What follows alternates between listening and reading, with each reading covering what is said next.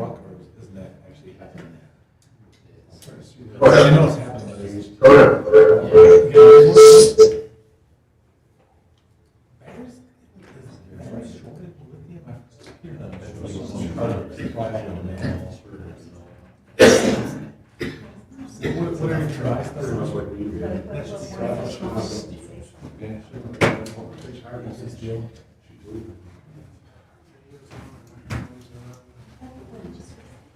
That's coming.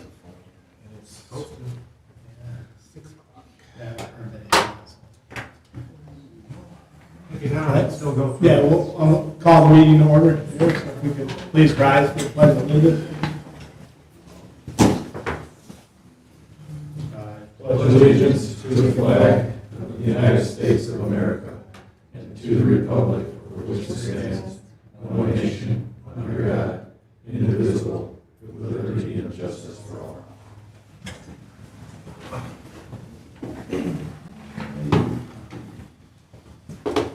Agenda, no item on the agenda. If you need an approval or not. Yes, we do. Will we approve the agenda? All right. Motion and support to approve it. All in favor? Aye. So, we'll call the public, and if you try to please come to the front at the podium, state your name if you could. And limit your time, please, to 3 minutes so we can try to move through it. I don't know if there's any call to the public at this time. Our plan is to go through the old business item number 1, so everyone's aware, as a planning commission, and then go to public comment right after that regarding that item. So just so everyone's aware. I don't know if there's anything for call the public at this time. Okay. Yeah, go ahead. Thanks. Kim Freckalosi, Deer Park Court resident. I read through the survey questions, and really, for me, it comes down to the big overriding theme, which is the focus of the survey should more clearly and specifically determine if the residents want to keep Tyrone Township as a rural community or allow for more commercial high-density development. I sent you guys an email today just sort of contrasting the existing plan with the future plan, and the future plan shows basically all of US 23 as commercial development in some form or fashion, or high-density development. And I don't think that the survey questions really address that well enough to say, do we want to stay rural or do we want major development? And I think our township is a bit unique versus other townships in that we've never in the past really been all that jazzed about additional tax revenue through development. And the fact that our future land use map has massive territory of development potential, I don't think that the survey actually captures that well. That's what I just want to say as we go through all the questions to make sure that we sort of put that in context. Thanks. Thank you. Scott, you sure want to take over? I just went through the questions. I know it's a generic, it's more generic, but I was kind of hoping with the community people getting together, I think we need a workshop to kind of narrow those down a little bit more, those questions. I mean, just, do we want more rural? I see you got questions 3 acres and above, but I didn't see no questions in there. Do we want people to have businesses in the residential areas? You know, certain businesses, we don't want a wedding barn in a residential area. I mean, somebody's got a light industrial business, got a couple of dump trucks in the back. Oh, I ain't got a problem with it.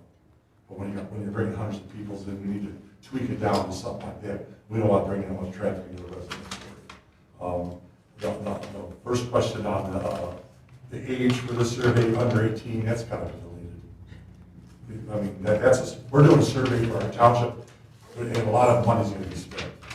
So these people, if they're under 18, they're probably not going to be paying taxes. And we really, and I think we really need to narrow this down to a taxpayer.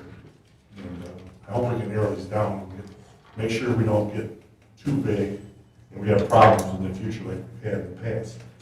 So we want to know the 23 corridor. I know last meeting we had to do the plan, the master plan, there was a lot of emphasis on that. And I know there's some people that don't want to develop into anything. I mean, you got to have some area for something. I mean, well, what is it? Do we want stores? Do we want a big factory? Do we want medical facilities?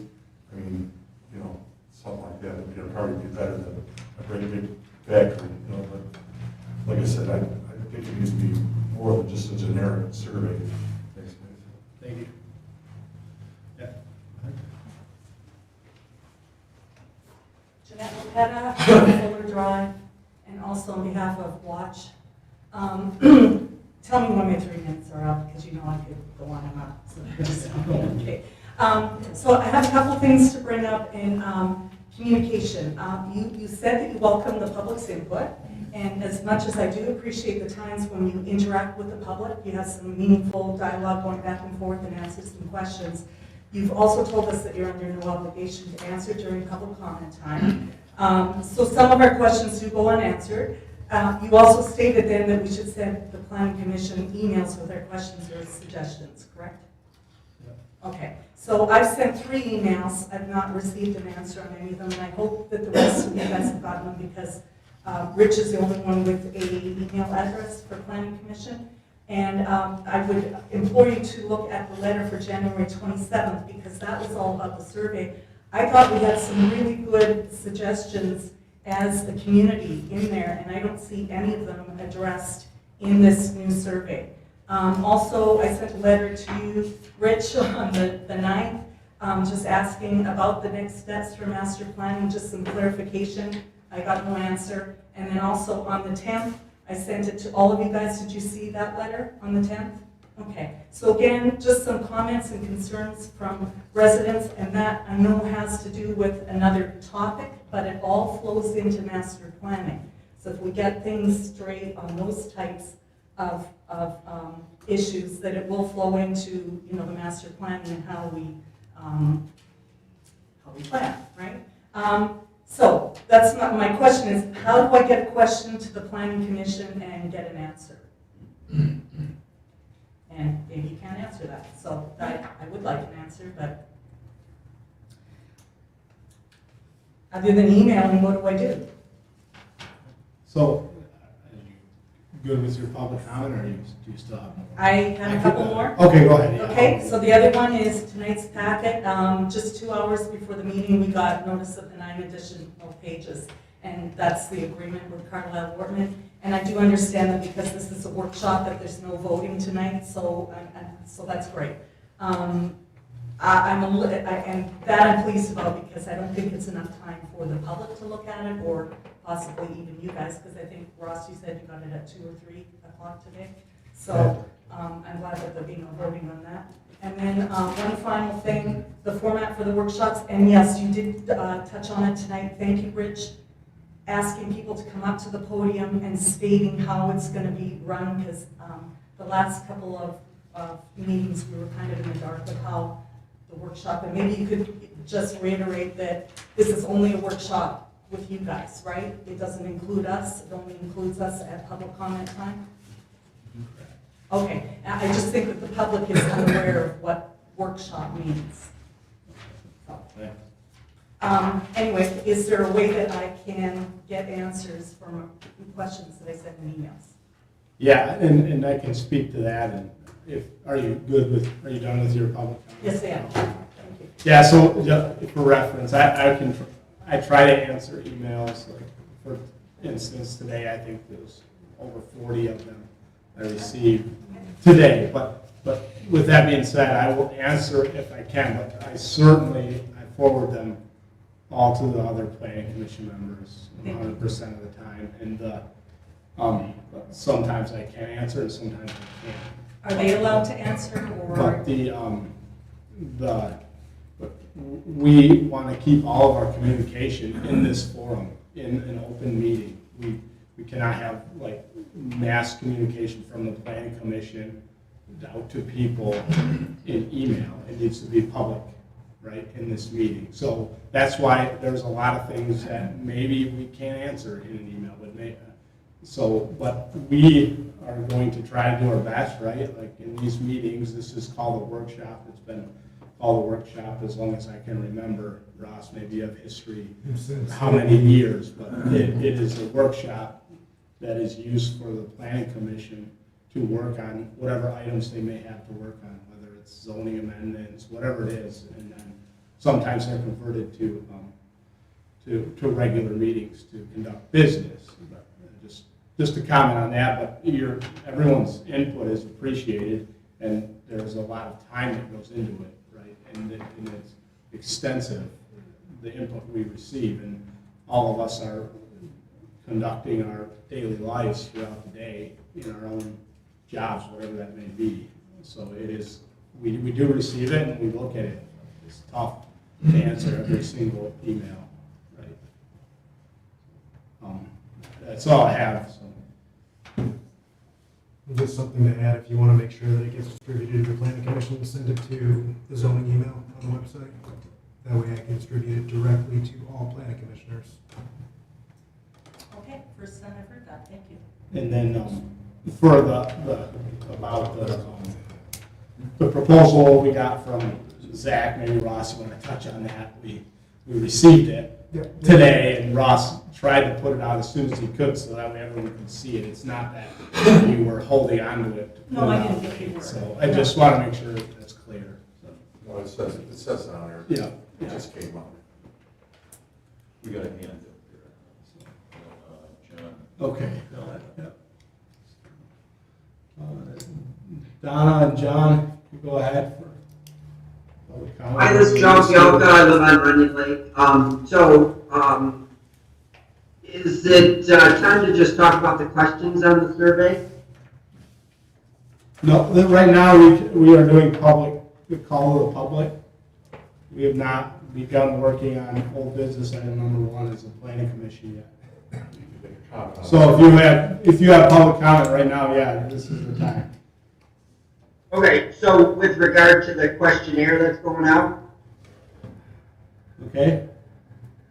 Yeah, it's not very clear when you say light industrial or small industrial versus large industrial. I don't know if people have a grasp of what that means. So I don't know if there's a way to clarify that or add more detail so that people have a better understanding of what that means. Because I'm just going back to the whole asphalt thing. I mean, I don't know if asphalt means small or large, or you know what I'm saying. So I'm not sure that survey question is clear. So that's my comment. Thanks. Okay, thank you.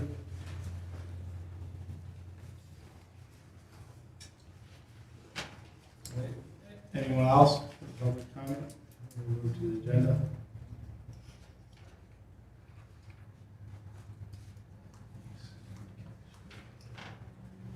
All right, business item number 1, the master plan, which we've been discussing. Zach, I know this guy here. Yeah, my apologies, I had to drive a long way on 23 with precipitation. Yeah, no worries. And for everyone's awareness, all the questions that are in the packet tonight is basically a gathering of questions that Zach did for us to help us narrow down, like, where do we go, what type of survey do we have. It isn't by no means something that was going to be sent out. That's the point of this meeting. That's why it has draft in caps at the front. But this meeting, the planning commission will work to refine that, to try to come up with a survey. Yeah, one thing, based on what John said, and I do kind of agree that instead of small industrial and large industrial, I would change that to light and heavy. And light and heavy, yeah. Isn't that the way it is in the zoning as well? Yeah, I think it is. Except asphalt is what's considered light. So, yeah. That's something that we obviously, That's why it's supposed to pretty vague. Yeah, Zach, so I don't know if you got anything else. Well, no, I just, I know, Kind that's of what address it these is. as they come up. Yeah. red line or whatever. Or if you want to go through the document you sent, Zach, which would you Yep. prefer? So, I guess I'll start by saying, as a reminder, you guys have decided to have a pretty robust community engagement process. There's no requirement in state law that you have even a community survey. All the minimum public engagement you have to have is one public hearing. So you guys have chosen to go well beyond that with having a community survey, and you've already identified that you want to have 4 visioning sessions. And because you're having multiple types of community engagement, we want to try to have them work together and feed each other. So there are a lot of questions that I saw in some emails that have been forwarded. You know, why aren't these in the survey? And a lot of those are best done in vision session, where you can ask an on-the-spot visioning session. So like one of the things I'd like to use in a visioning session, and I promise I'll get to the questions here, but I'm trying to set the ecosystem and how they play together, is, I did some quick math from the numbers in your current master plan. And if the SEMCOG estimates for population growth to 2035 are accurate, and you maintain the same density in the township, you're going to need another 12 square miles of land for those people. So how to describe that and get folks around where do you put 3,000 extra people is very tough to do in a survey. So that's something that's a much better exercise of if we're going to get this many people, here's an option, here's an option, here's an option, point to it, and then you can do the why, and you can talk through that. So know that the survey can't ask everything, and actually the way it's set out in the timeline, the intent is that the survey will help feed some topics and discussions at those community visioning sessions. So if there's really weird answers that we get, or something that's really popping, we know that we want to dive into that deeper in there. All right, does that kind of make sense how they're trying to fit?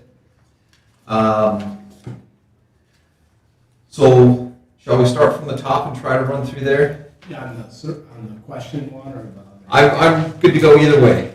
Yeah, it's up to you. Maybe this one will be quicker and then we go over the Okay. question, right? Because Yeah. a lot of this document we've already been through. Most of it, yeah. It's Yep. just more refined. So, and my apologies for the tardiness. One of the tricky things is if you're not the guy at the top of the totem pole, you have to get permission from the guys at the top of the totem pole before you release certain documents, such as how much a project's going to cost, and this is one of those, so it took a little bit longer. The highlights from here is that we do have, based on our previous conversations of the work plan, a not to exceed amount, which is $35,500. We believe we can do the entire project for not more than that. On page 2, we're introducing you to the other folks who will be involved in the project. I would like to say that I can do it all, but I can't. It's been a long time since I've done GIS, so you don't want me monkeying around with that. We kind of formalize our understanding of the anticipated community engagement. And so one of the discussions I've heard, maybe not directly discussed, but kind of who leads the effort for master planning varies all over the place. Some places it's the planning commission. You guys have said the planning commission is going to do that. In other places they create an entirely new steering committee with members from the township, members from the community. Some places it's just staff takes it and runs with it. So based on our conversations, it's the understanding that the planning commission is going to be the folks in charge. As mentioned, we're ready to go with the website. It's going to have all the documents up there, so anyone wants to follow along. It's going to have the survey results, the draft documents, the maps, all those good things. We know that we're going to have a community survey, 4 visioning sessions, And we're also going to work to provide materials that can be on display at the township hall or at whatever sites the township chooses. And obviously the public hearing we mentioned that has to be there. There are not many changes from the work plan. It starts on page 3. We cut off a couple of things that we've already done on there. We did want to define the deliverables so that there's a clear expectation that here are the things that you get out of the end of the phase. Let's see. I'm going to jump to the more exciting thing at the back unless anyone had questions on the timetable or the work plan. It's basically what we've seen before with deliverables in there and things cut out.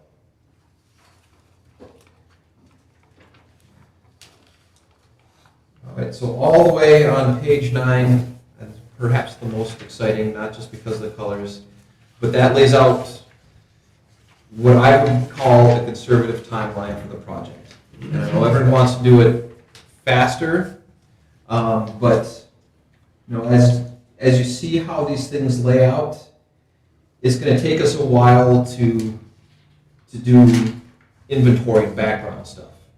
And we want to have some of that ready before we do the visioning session so we can realistically say it's anticipated that the township is going to need another X number of households in the next whatever year. And so if we do visioning sessions earlier, we don't have that information, so we don't get as good valuable insight from the visioning session. As I mentioned, it is conservative or cautious. I do see that there are opportunities for it to shrink depending on how things fall. You know, if we hit the drafts right on and it doesn't need to be revised a lot, then months will be shed.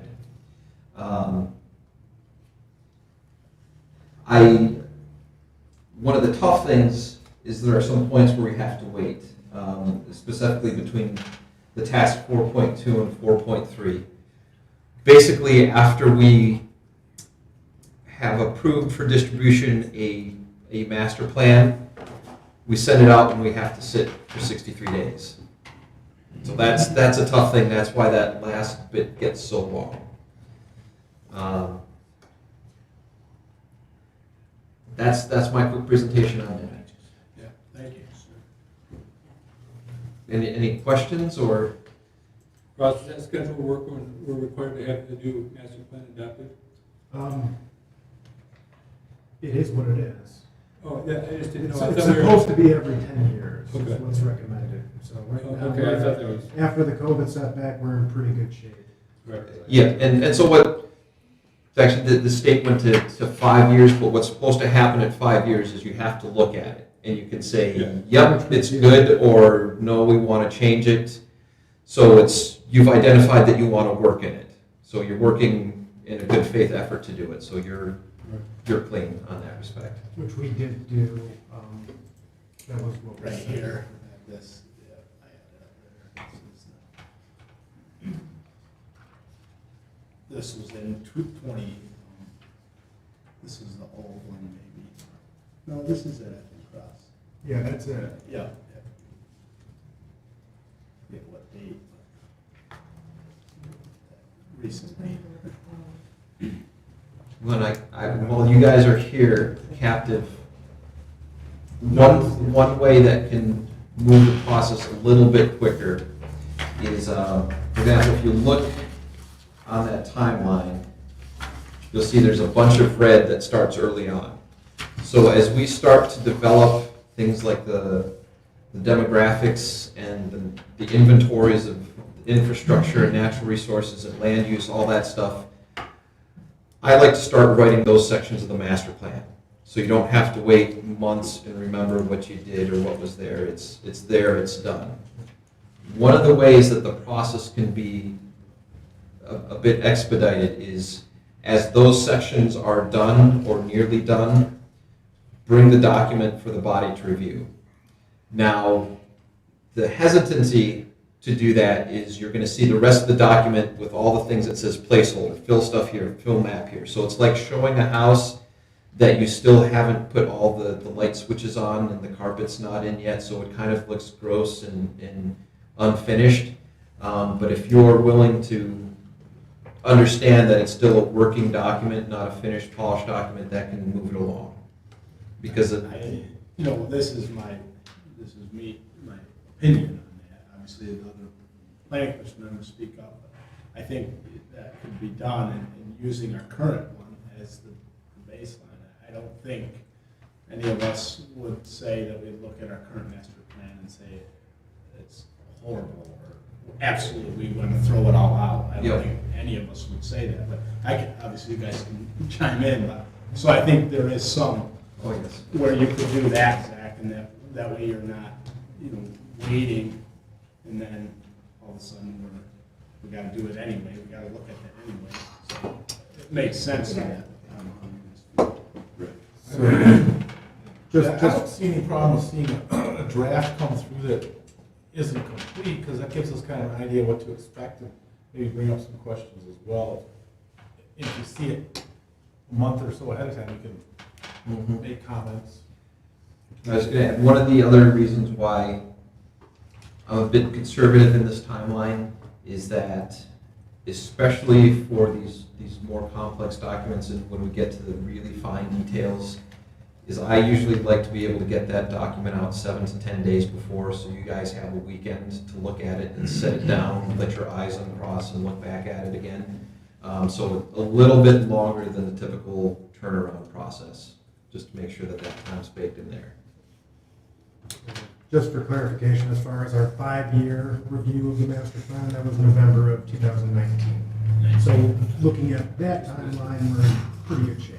Yeah. That was a little bit later than it should have been, but that was the last time that it was reviewed, and there was a resolution where comments were made. And the comments basically said that it's pretty much consistent with how they felt at that time. Few suggestions, which are all in that resolution. Well, there's a lot of things in there that will change from demographic Yep. and from the last census that was done. But things that won't change are like the history of the township. Some of the pictures in there you could probably use again. I know we have some that don't fit, but a lot of that stuff I wouldn't expect would have to change. Yep. Ross, where can I find that, what's that resolution and comments? Is that on the website? Yep, I sent it out, that was February 8th. I can forward again. I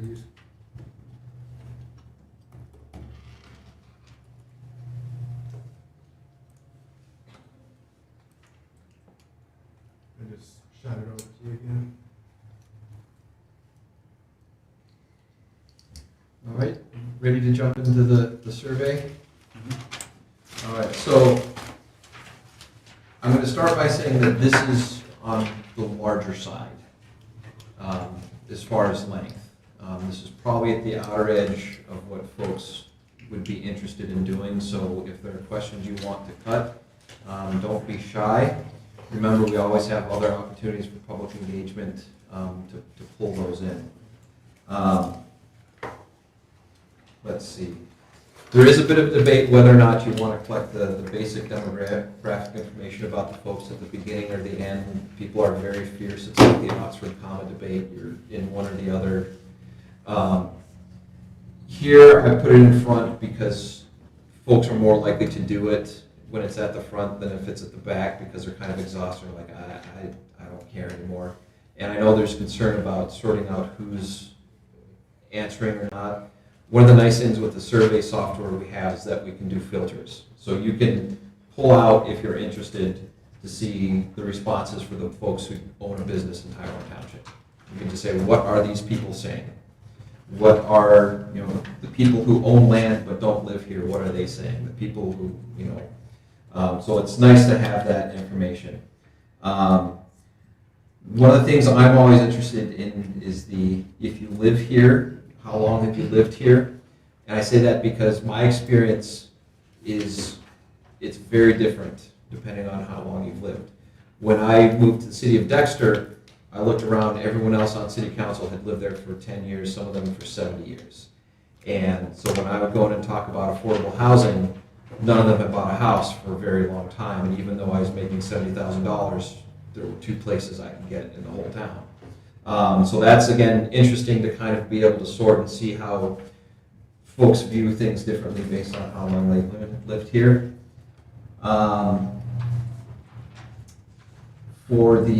I'm on number 4, and I do want to touch on Scott's comments there, and I'm glad you're here. We were all worried last week when you weren't here.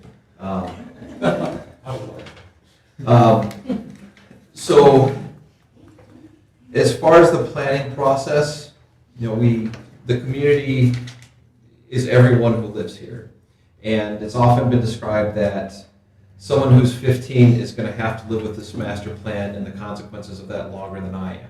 Because depending on how optimistic I am, I got 25 to 30 years. If you're 15, you got a lot more to do skin in the game. But again, with the software, you can slice and dice. So if you want to see only what people over 18 are saying, you can do that. Well, one thing that I wanted to add is that for all of these questions, the way I like to set it up is you don't force people to have to answer it if they don't want to. Some surveys will go through the tricky thing of having like I don't know or no answer. That gets a bit tedious having to click things, so just allowing them to not answer the ones they don't want to do. Employment status, that's kind of good to see the perspective and what's going on. Number of people in the household. So you guys in your current master plan and still, I poked around a bit recently, you tend to have more people in a household than most of the other communities in the area, which is interesting and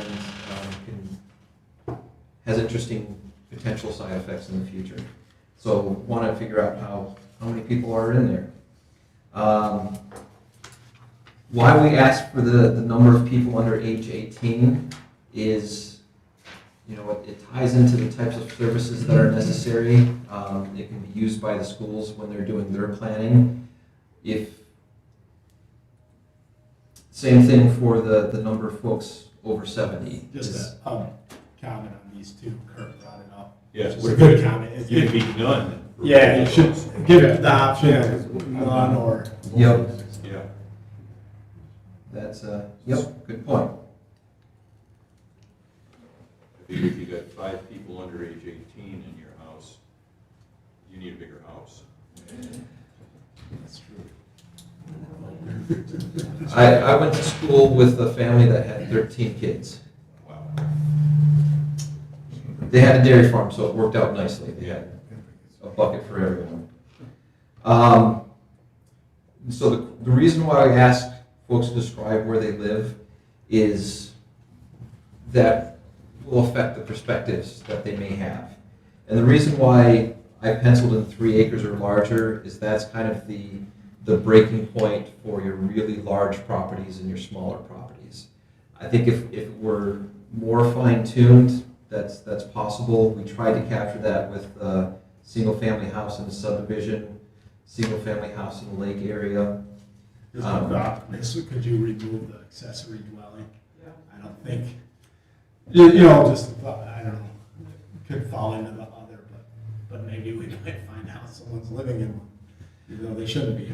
Well, it's anonymous, Yeah. unless they put in their address in one of the blank things. Yeah, okay. But it is important to know, and I'll say my experience when I was working on the City of Dexter task force was when we started looking around, there were a lot more of those accessory dwellings than we knew about.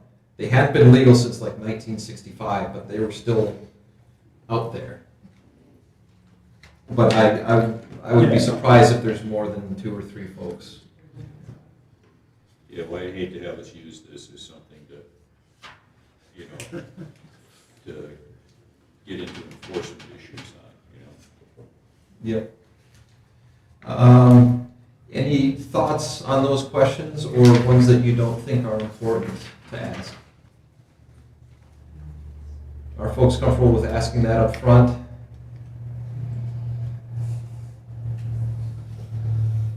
All right.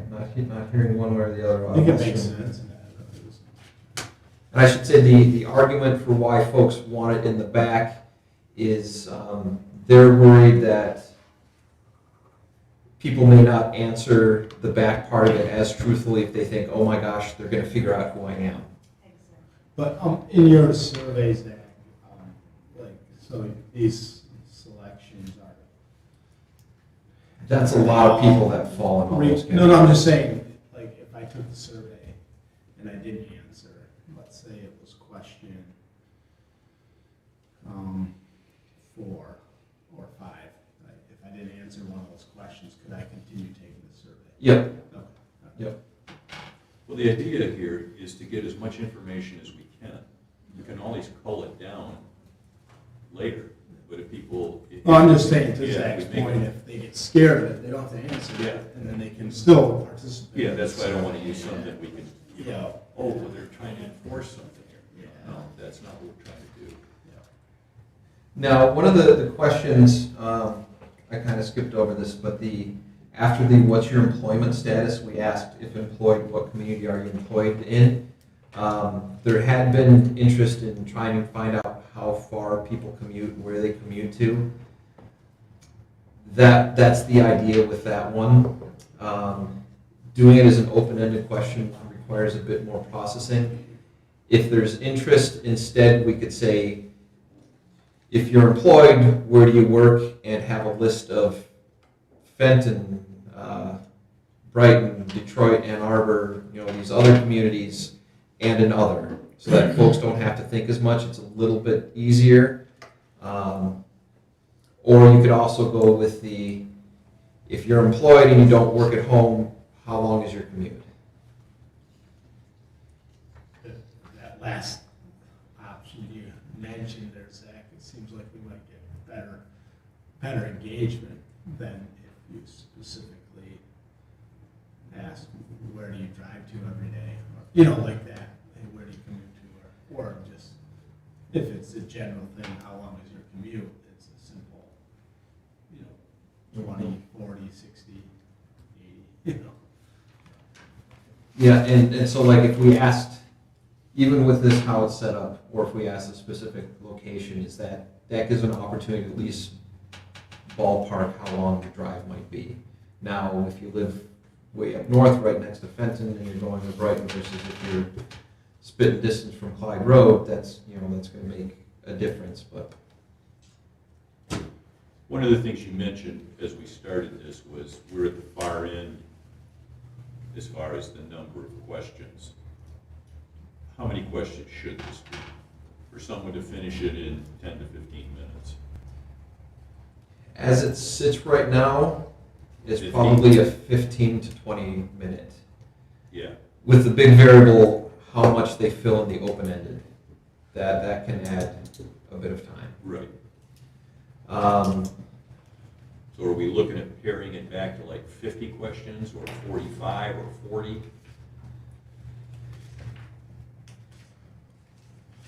Probably. I'm just trying to remember. We had math for how long very similar in Argentine Township took. And I don't have that one right here, but that one was estimated about 15 minutes. And they had around 50. Yeah, but since we're only doing it, this is going to be for 10 years, I don't, personally, I wouldn't mind, it's going to be, documents been on for a long time, wouldn't mind spending a little time to fill this out and get all these questions answered. And if you put it on the front of it or introduction, you don't need to fill every question out. People that want to get done with it quicker can just skip through it. But I have a feeling that you're probably going to have people spend a decent amount of time, especially in the comments area. Yep. And so the way that this will actually be set up is each section will be a new page. So it won't be overwhelming like this massive scroll of death that you have to work through. There'll be one page with this set of questions, and it'll show your progress. And you'll see the little green bar at the bottom, and you're like, yay, I see where I moved to. And this will be done online. And how are you going to keep people from filling out multiple surveys? By taking 20 minutes to fill it out. Yeah. So that's kind of the jokey answer. That there is a bit of truth to that, but also we get in the information we get the IP address. Okay, so From the that's folks. it. So Yeah, so we can look and see there were 20 responses from this IP address. there's probably something fishy going on. Okay. But I My don't think experience you're is gonna that get that's many very, box very rare. stuffers anyway. So for that 7, is there interest in just asking if you do commute, how long is your commute? I think that might be a more valuable, like, thing to see, the average drive time and what people are.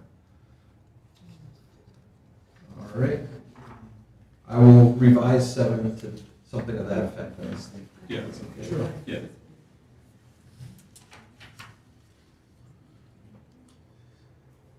All right. On to housing questions then. So I did hit or instead of an of. And so I want to remind you the important thing is to ask questions where we can get valuable feedback. So how would you describe it? That's a sense of feel that everyone has a comfort level. It's going to be different for different people, but it's kind of a right track, wrong track question. And so that's why that's in there for here and for the commercial. 13, again, we want to see, are folks moving around a lot? Are they here, and does that affecting perhaps how they're viewing the housing opportunities? I would just suspect, based on my little anecdotal stuff, that folks who've had a house for longer probably suspect there's more variety and more housing than folks who've bought in the last 5 years. But that's something that we're looking to find here. 14, a good variety of options or types. So I mentioned that you guys tend to have a much higher household size than many other communities in the area. Not all, but you're near the very top. And I'm reading into that is you probably have a lot of families, mom, dad, and a couple kids. We know that the kids are going to move away, and so it's often folks talk about downsizing, or maybe they don't want 5 acres because they don't need a trampoline and a pool and a skate rink. They maybe want 2 acres or 3 acres or 1 acre. So it's kind of intended to provide us guidance for that when we get to the housing discussion at the visioning sessions. Variety of housing price. Again, similar to just get perceptions of what folks think are going on. Well, that's an economic question. If we'd asked this in 2010, everybody would have said, housing is free here, because it was depressed and you had all the foreclosures going on. It's 10 years later, and now people can't find a house at a reasonable price. I did refinance with some cash out to do some improvements. I didn't even need to get an assessment or appraisal for it. They just looked at it like, yeah, that's good. So 16 is kind of a meaty question. And it starts to provide some more guidance to the actual zoning eventually through the master plan. Some of the fine-grained questions we ask at visioning sessions come from this. So I can tell you that there are things that we know folks aren't going to be interested in. It's generally going to be mobile homes, right? So we know there's not going to be support of it. The reason why we ask that question, though, is it provides support for the township in not, how to say this delicately. You have a backstop for saying, sorry, mobile home community, we're not going to approve you because our master plan says there's not support for more of those, and we already have some here. So it kind of works together for you to develop and legally defend those types of policies. The only thing in here about accessory dwelling, it seems like accessory dwelling Yeah, there's a units, comment. but I'm just saying, because I think when we've talked about is there more than just like an in-law suite, or there's so many different types of There's different- hey, is it temporary? Is it, like that kind of stuff. Yeah. I don't know that, it's hard to get into it in this one question, It's a one broad answer category. survey, because it's so broad.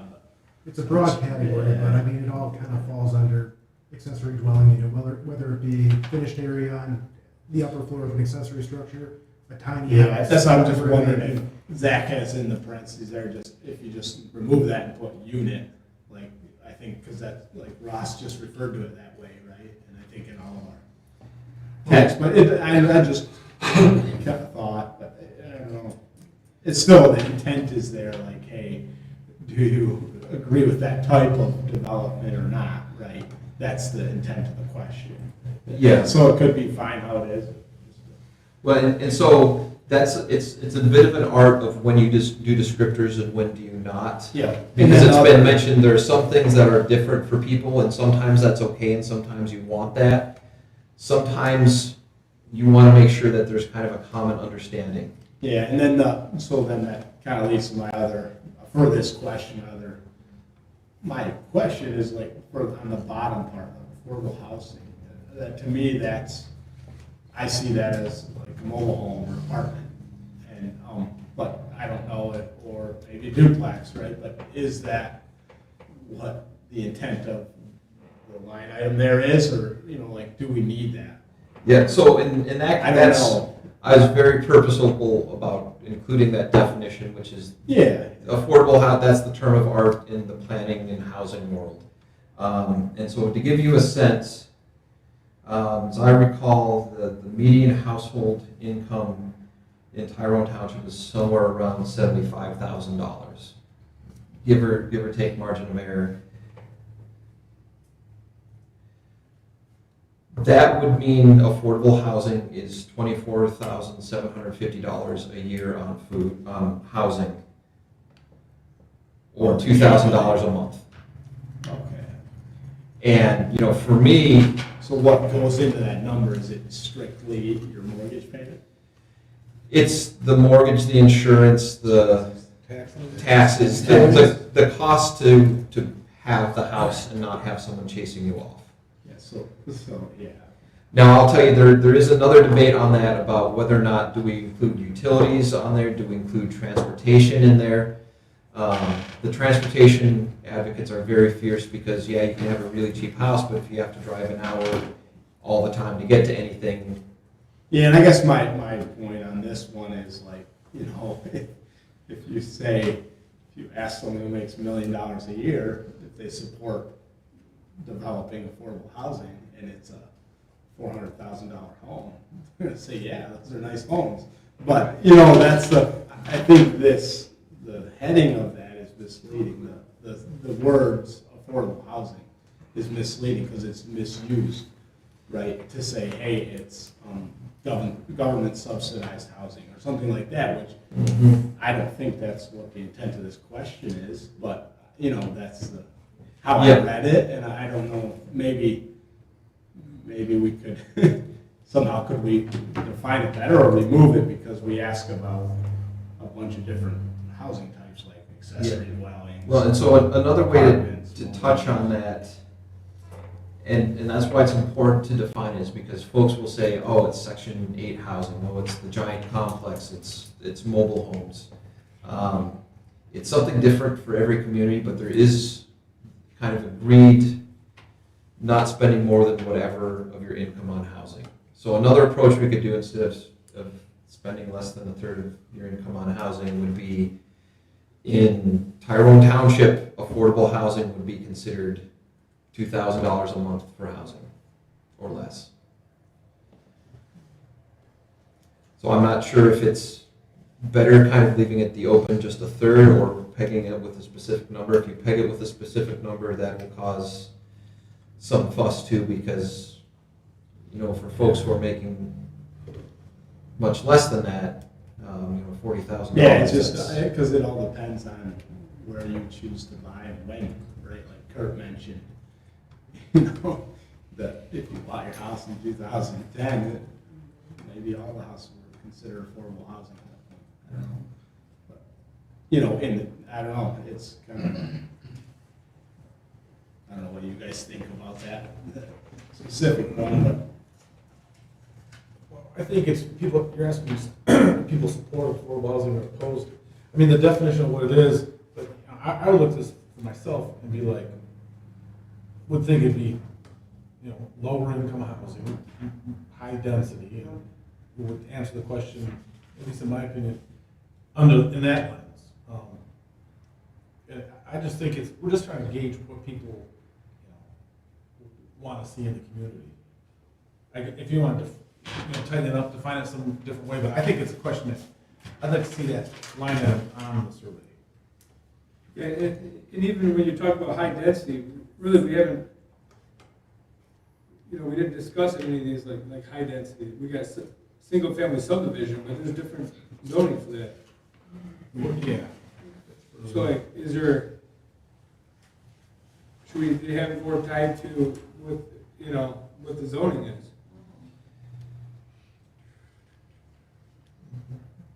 I mean, and there was a comment that came in the email about that, but, I'll say what, because so we start off the top with like the largest lots, 3 acres or larger, which is like FR. Yeah, but you could put And on then- zoning classifications next to Yeah. this. Yeah, that's good. Single family or smaller lots, less than 3 acres, and then right there you're thinking that's all the single family housing. But you really, when you talk about a lot, that could be a lot in a subdivision. So people are, at least I was a little confused on that. Then you get to the next one, oh, I'm actually not on a lot less than 3 acres, I'm in a subdivision. So, but then really subdivision could be a 2 acre lot subdivision or 12,000 square feet, or whatever our highest density zoning is. So it seems like that takes up a huge chunk. Maybe that section can be broken down more.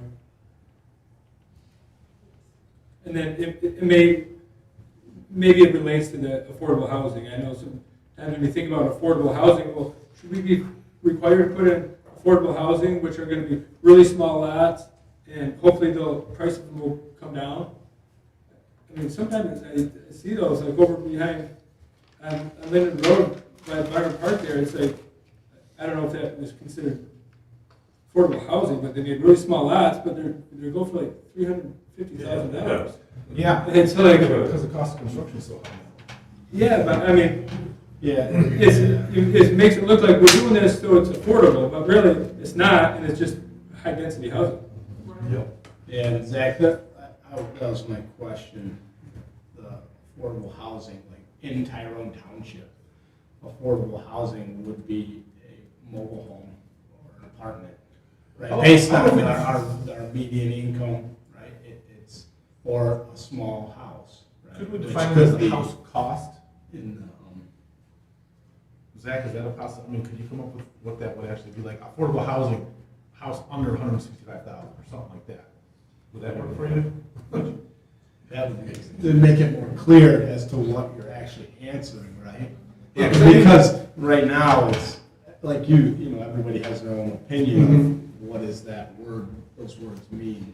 yeah, so what I can do is I can go pull up the most recent information for what the average household income, median household income is for the township. Work the math back, see what a third of that is, and then you can use what that payment would be to figure out how big the mortgage would be.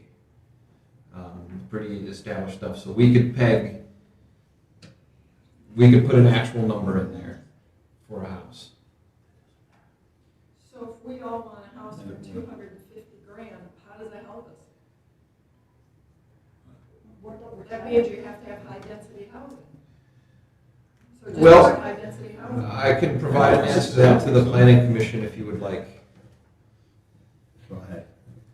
So what it helps, it provides guidance in the master plan which begets the zoning ordinance. So there are ways that you can massage certain things. So if folks are really interested in affordable housing, like that's really important. There are ways you can encourage it through the zoning ordinance. So for example, in planned unit developments, you could incentivize a couple of duplex units, right? You can say, if you put a couple of duplex in this planned unit development, we know those are less expensive than standalone houses.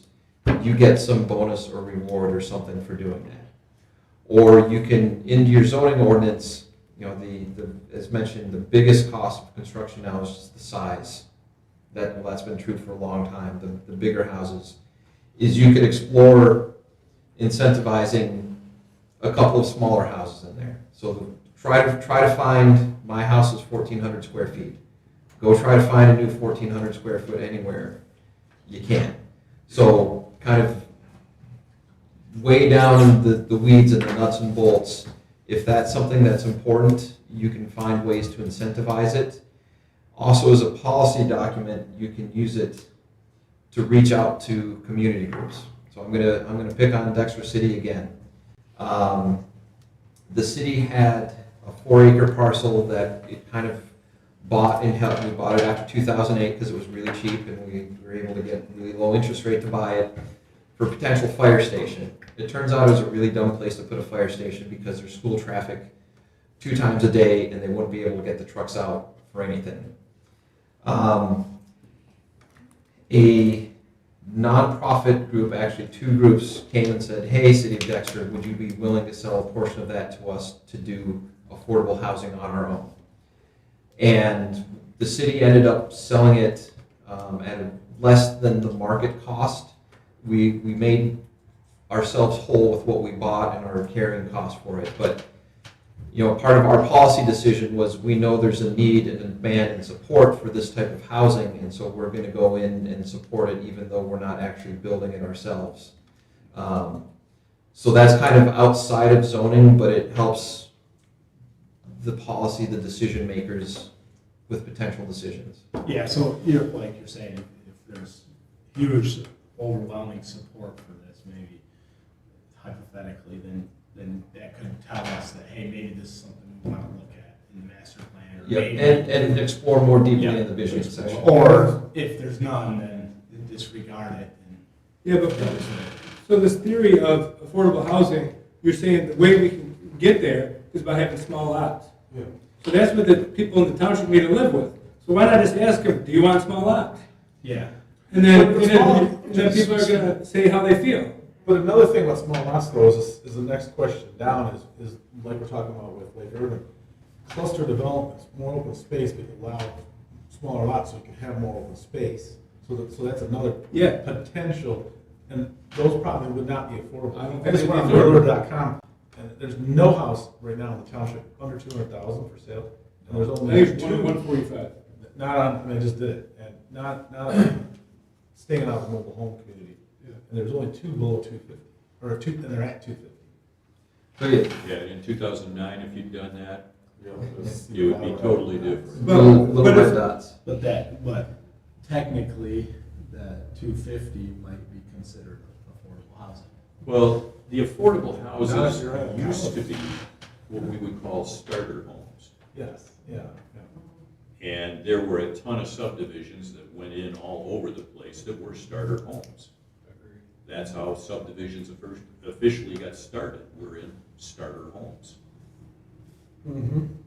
And, you know, the idea was that if people wanted to move someplace else, they would get a larger home because there were subdivisions that had larger homes. Yeah, Zach, maybe would it be simpler on this question to pair it with I think so. our zoning classifications in our township? And even you know, potential, like, right now, our zoning, goes, like, residential goes down to R2. So basically, that one line you have, we can fit RE, R1, R2, all in one category. Also with, not to mention, like, say, other development options available, like PUD, that they can even go smaller. So why not put there, do you even desire smaller than half acre? And see what the response is on that. And then, especially because you're saying that's the tools we would do to achieve affordable housing, well, that's what's gonna happen. So how do you feel about those?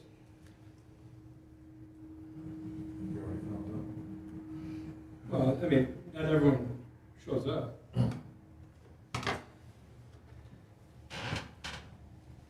Why don't we think about that one? We got I want to say if affordable housing were easy, we wouldn't have affordable housing issues across the entire country. I just think asking that question, people aren't gonna understand what it's gonna take to achieve this theory. Well, and one other lever that's possible is to allow accessory dwellings. Now, it's a lot trickier in communities where you don't have it, but when I was in Dexter Township, we actually were getting a lot of calls from older folks to say, hey, can I build something for my kids to live here? Because I don't want to move into assisted living, but I don't want to share the same roof. We also got it from older folks who didn't save money to pay for taxes and those expenses, and they're like, hey, I have an apartment, I rent it for $1,500 a month, I've done the math, it's paid off in 5 years, everything else is gravy after that. So there are lots of different paths. So It doesn't necessarily mean small. Is there a requirement in the zoning act that you provide for that as a township? Not directly. So you can't engage in something that's called exclusionary zoning. Right. And it was a tool that had historically been used and still is used to keep poor people out. Because there are more services that you have to provide, and you want to be a wealthy community because that helps your asset there. So the most common tool of exclusionary zoning is requiring really large lots. So if your minimum lot size in the township was 3 acres, that would be a problem. My understanding from folks smarter than me is that an acre is kind of the tipping point.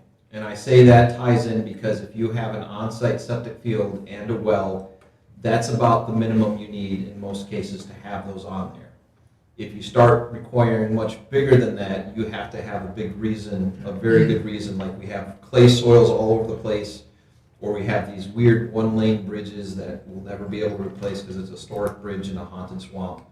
Now, that isn't to say that you can't have zoning districts that require larger. So now I'm going to pick on Oxford Township, where I'm headed tomorrow. Their ag zoning district, their minimum lot size is 20 acres. 20 acres. That's huge.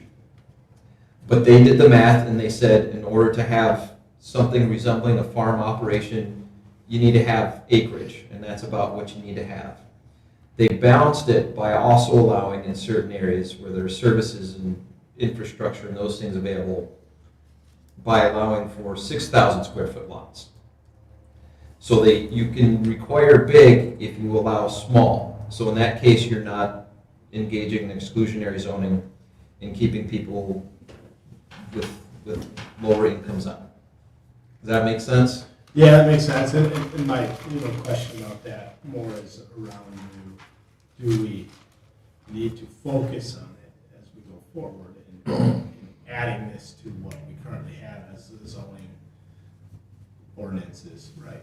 And because currently it's not in there, right? And we don't provide a means to develop that, right? But we certainly have many places that people can reside in that are less than 1 acre lots, right? Tons of them.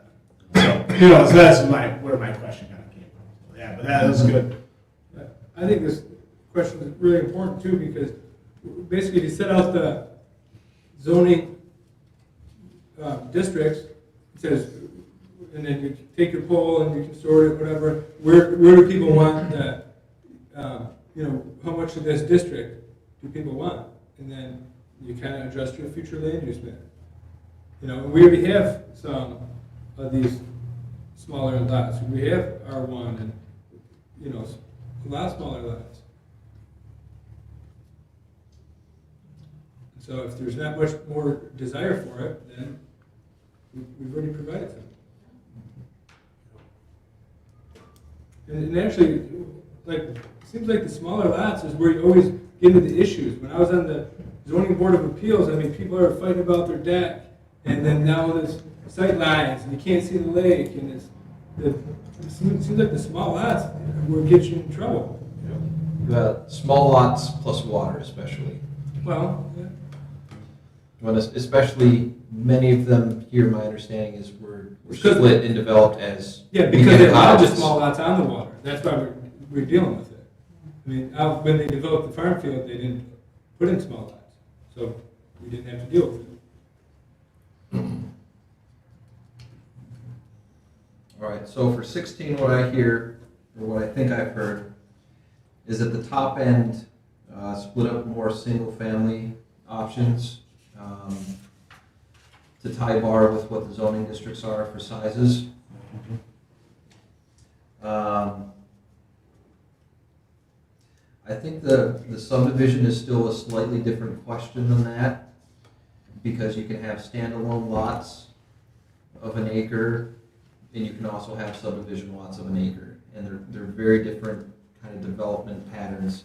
Some folks want to have acreage and not talk to their neighbors, even if it's an acre. Some folks want to have the social with the space. Is lot for the first two questions, is lot the right term, or should that be parcel? Is a lot, it seems like you see, So technically, we're not creating subdivisions anymore today. We're creating site condominiums, and they're units. but The zoning ordinance kind of calls them all lots. I tried to use the same term. It could be property, it could be parcel. So whatever you're most comfortable with, you can be consistent with it. Do lot/parcel. I think the intent of the question, was, it's Yeah. the same, right? Whether,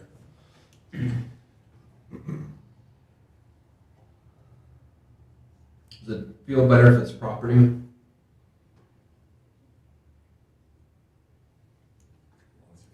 I get, I think people will understand either way.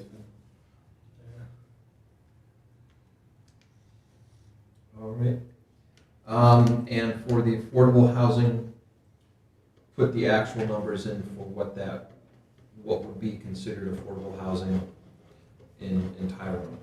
And what I'll actually work is getting if you're renting, this is what the number would be, and if you're buying a house, this is what the house would be.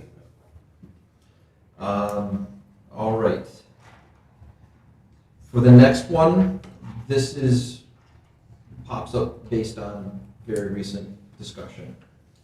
So the idea with plan unit developments is that you can get something that's beneficial for the community and that's above and beyond what you currently get. So for a lot of communities, preserving those things that are open space, natural features, working farmlands is really important for them, and they don't necessarily want to pay to preserve them or buy them. And so a tool that they can use is, hey, you do these preservations, you keep Farmer Joe still getting the hay on there, that's a beneficial thing, we'll let you make the smaller lots.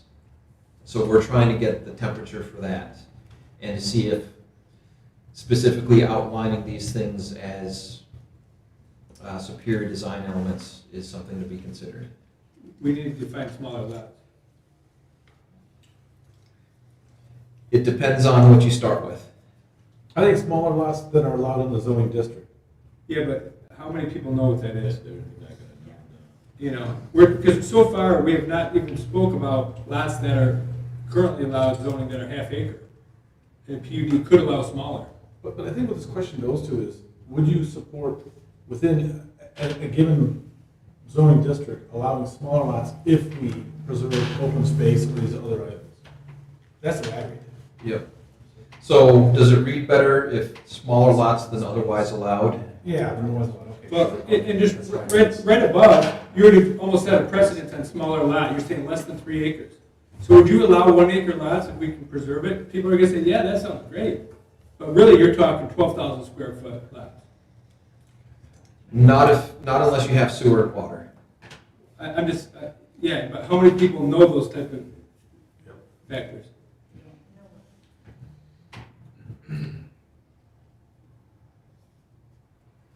I think smaller lots than would otherwise be allowed. I think that gets to the. I'd say less than a half acre.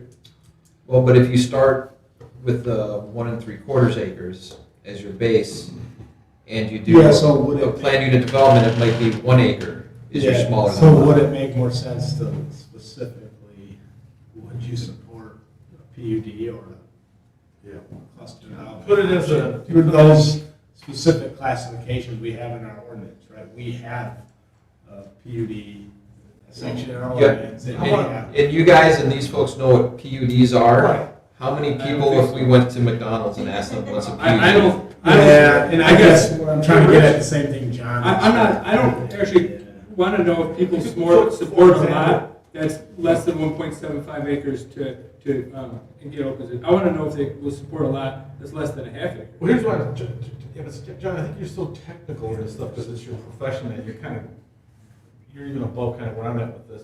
But how about if you put down, as an example, if R1 lots are allowed to be this size, would you support something smaller? You know what I'm saying? So you put it in some type of context. Yeah, I agree with that. Right, as like just an additional sentence after this. Say, as an example, R1, I don't know what the size of the lot is. I think there's a lot more chance that there's a potential development with smaller lots less than R1 minimum with sewer of, half acre. Yeah. Less than a half acre lot, that's a lot bigger difference than less than 1 3/4 acre lot. But it would apply through them all. I do want to say, it's not really part of the survey question, but I do want folks to be aware that there is a requirement in the state that you have to allow something called open space preservation, which is if you can develop a property with 20 lots, you have to allow them to develop the property with those same 20 lots if it only takes up half the property. So the state has essentially said, if they do this preservation thing, you have to allow them to do lots half the size. Smaller than your current ordinance says. Yes. So even more reason to have those type of questions and set these values, because I think if you ask someone, said, their current RE is, the current RE zoning is 1.75 acres, would you support open space preservation to reduce that lot size? People would probably say, yeah, we'll support open space and lots, 1 acre lots, that's great. Now, And that meets the requirement, right? Does that meet the law? The open space preservation, if your base is 1 3/4, you have to allow Less than that. half of that. Oh, half, okay. So half. Now, of 1 3/4. I'll tell you from the planning side, it's a lot more advantageous for a community to encourage folks to do planned unit developments, because you have a lot more levers and conditions and things that you can pull out of that process than just, I'm gonna leave that half of the property untouched. Okay. Now, let me ask this. Do you think there would be more value asking those questions at a visioning session? So we could say, okay, in RE, if we started with 1 3/4 acres, who would be comfortable with going to 1 acre or 3/4 of an acre? half Yeah, acre? but I'm just thinking on this question here, Zach, we may get very misleading answers, right? If they don't understand it, then they might say, oh yeah, I really agree with that, they're preserving open space or natural Yeah. features. I don't think they'll understand it. But in reality, you're saying, hey, you agree with maybe someone proposing that on this 40 acres, we're gonna have 20 lots, all that are a half acre, right? Something like that, right? Which is hard to understand if you don't deal with this stuff all the time, to John's point, so. I don't know if we'll get a good feel for, This survey is. it's just input, so I don't know if we'll get good input as it is. If we get too Yeah. far down the tube here, the survey is designed to find out which way the wind's blowing, not to Yeah. determine Yeah. the velocity. Okay? And so this is a general survey, and if we focus on the minutia that we're trying to get into here, nobody knows what RE lot sizes are.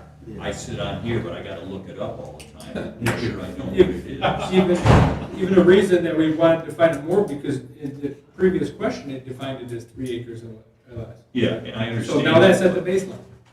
But it's a general survey. And not a lot of people are gonna have that big of a grasp upon all of the zoning provisions and stuff in here. And frankly, I would sit there and go, well, what are they trying to ask me here? What do they want me to answer? You know? And again, how many surveys do we think we'll get back? So- 300? 5 to 10% is typical. So on the 17 there, if you put with smaller lots than the current zoning, Or smaller than an acre, if you put that on there, people know what an acre is. You could still have reduced lot size bigger than an acre. yeah, so that's what I'm saying, if you put less than the current zoning Yep, so, area, then it covers that, and it's clear, right? Because it depends on where you live. If you live by a lake, then you know, okay.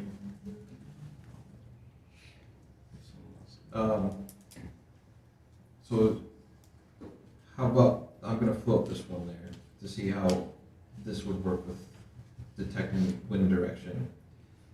I would support residential developments with smaller lots than otherwise allowed if the development was required to preserve open space.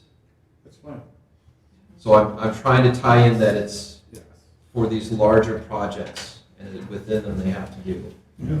And then if, once we find the direction of the wind, when we get to the visioning sessions, we can start to see if it's gale force or tepid wind. And then the other thing on these, this will apply to all the questions, just a general item. The comment for each one is like, hey, what other comments you have? That by no means is hey, you can only put X characters that fit in this box. No, That's once you're typing just in the curious. process, It probably just keeps going. No, I think there's like 500 characters, Okay, but that's a lot. yeah, no, I just thought of it when I was looking at this. Oh no, this is just a placeholder. Yep, perfect. Yeah, it's like basically as long as you're typing in the box, it'll keep getting bigger until you run out of, Yep. until you hit the limit, yeah. Perfect.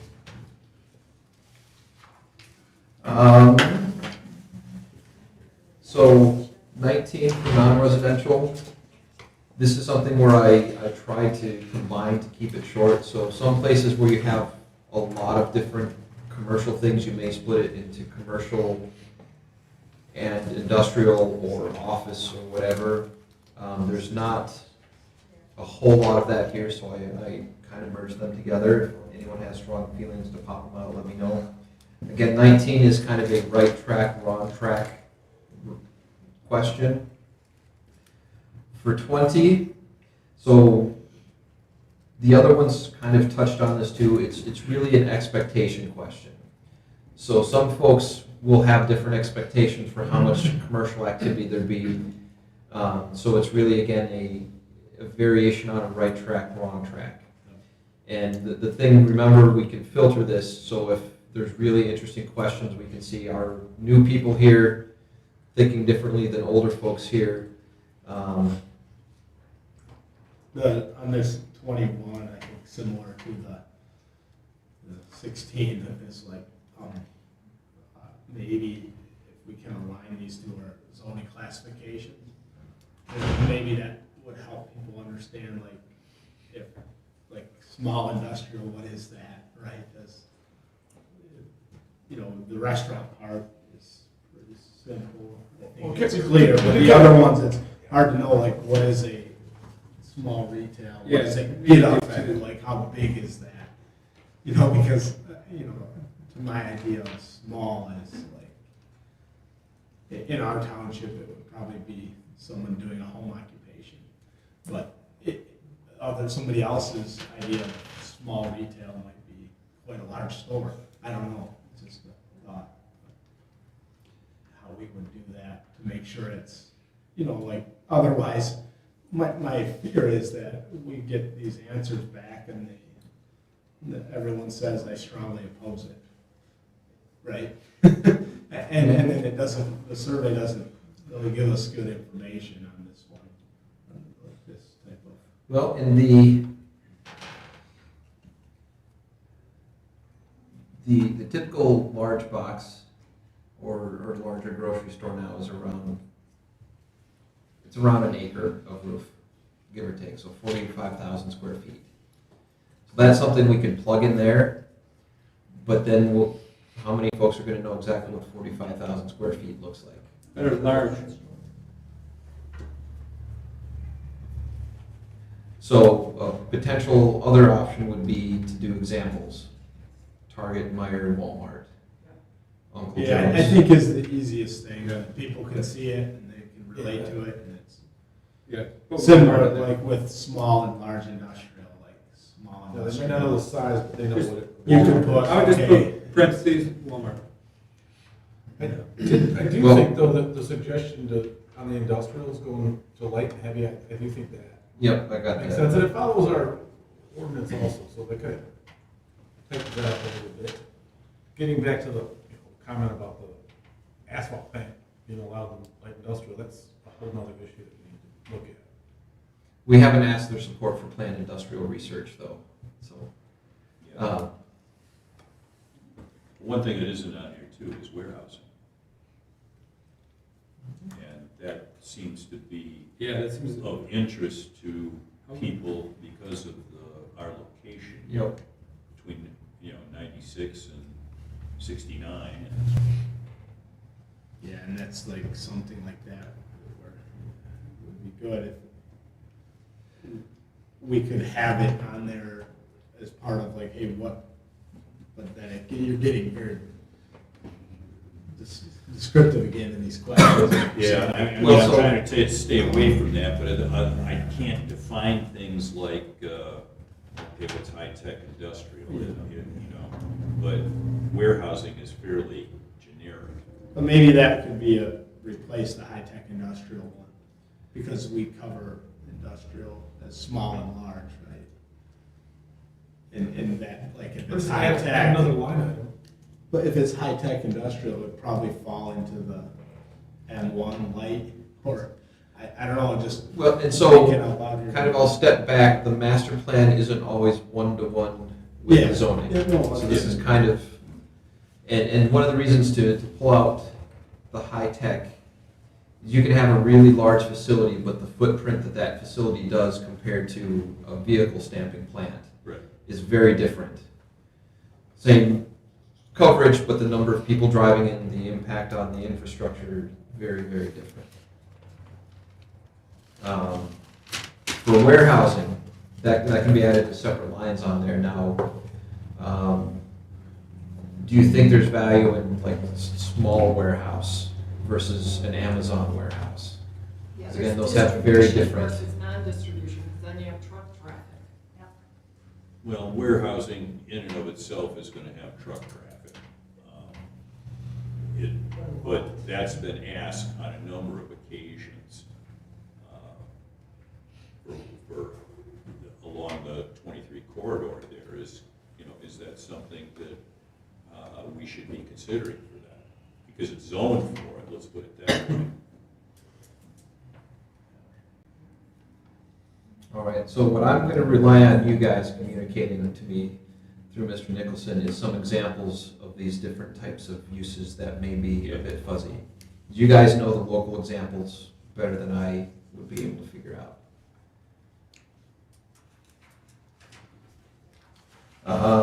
So we're going to add warehousing, change the industrial, and we're going to get some examples in there. Are there any other types of non-residential uses that haven't been touched?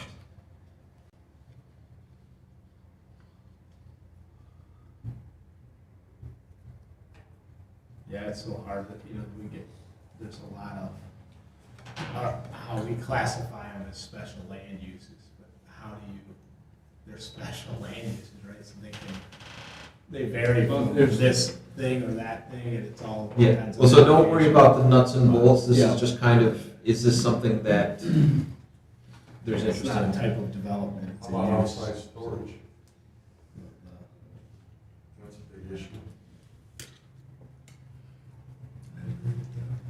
That's one of the things people ask about. Yeah, maybe I that will- could be, it was storage and warehousing. I mean, if you think about that. Well, warehousing, you've got stuff in stores. outside storage But was a big thing. they're different, we can't list every single thing, but No, I I think they're in the same category that we haven't really hit on yet. Well, And they're also in the category that we've seen applications on. You look at the development here, in 2010, who would have thought there'd be wedding chapels would be a big business that they are now. Everybody would have thought little malls and different kind of things like that, and retail would be big. And, that's changed tremendously over the past 2 years. Now, I'm going to throw one out there for your consideration. Some places are very into it, some are not, so this is my pre-question to get it on the survey, is solar farms. I don't see this as a good place for wind farms. I have a lot of background in that. It's not going to happen. There are too many houses and trees and things.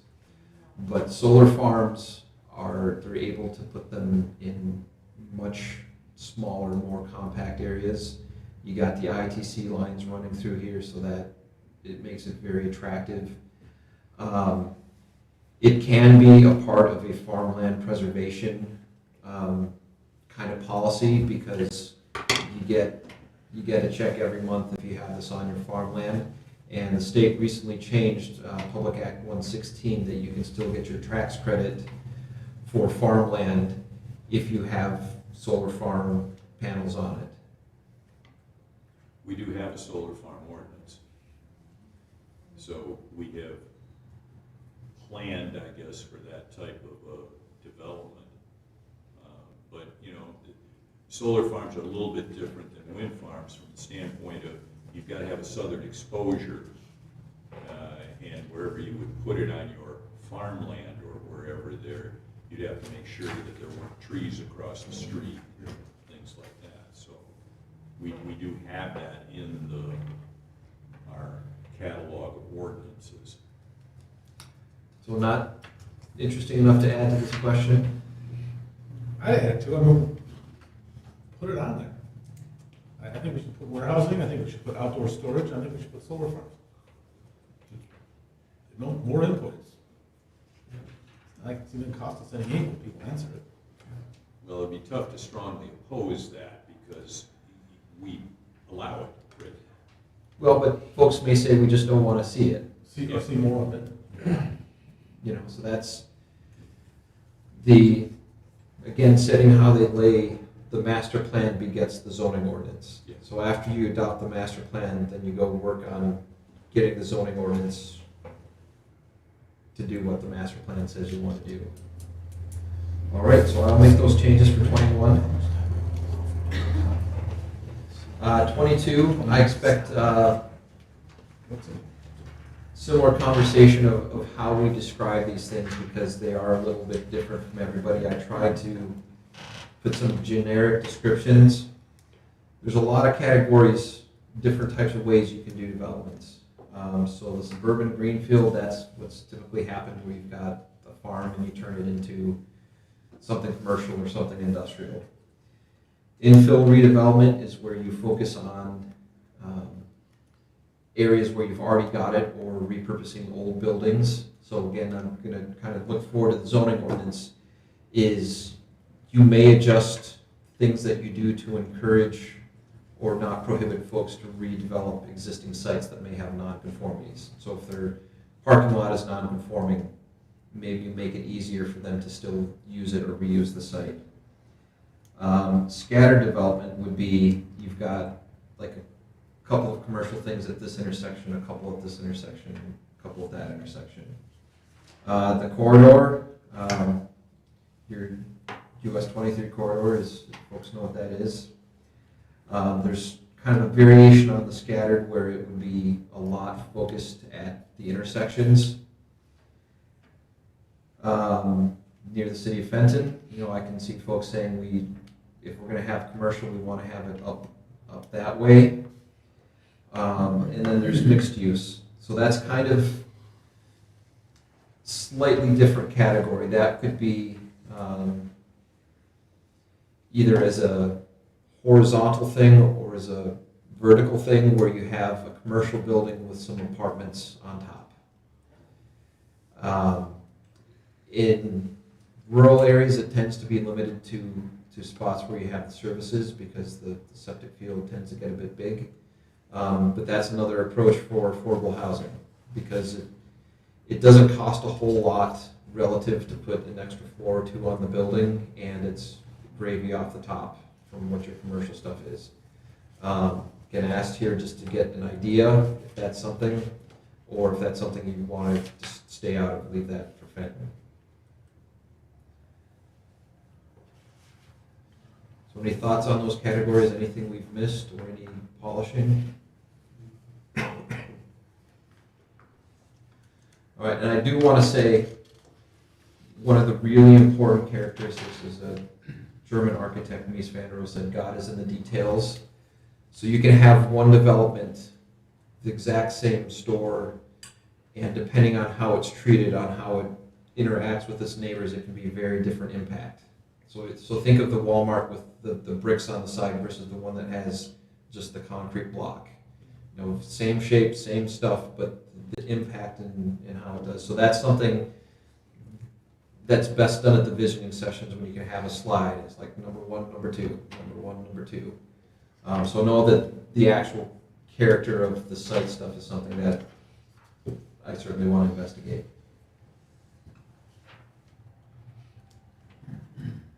All right. Any questions related to non-commercial development that you think need to be on the survey that weren't on there? All right, public services questions. So this is when we start to get a little bit out of the planning and zoning, not entirely, but it's more policy, higher level decisions for the elected officials.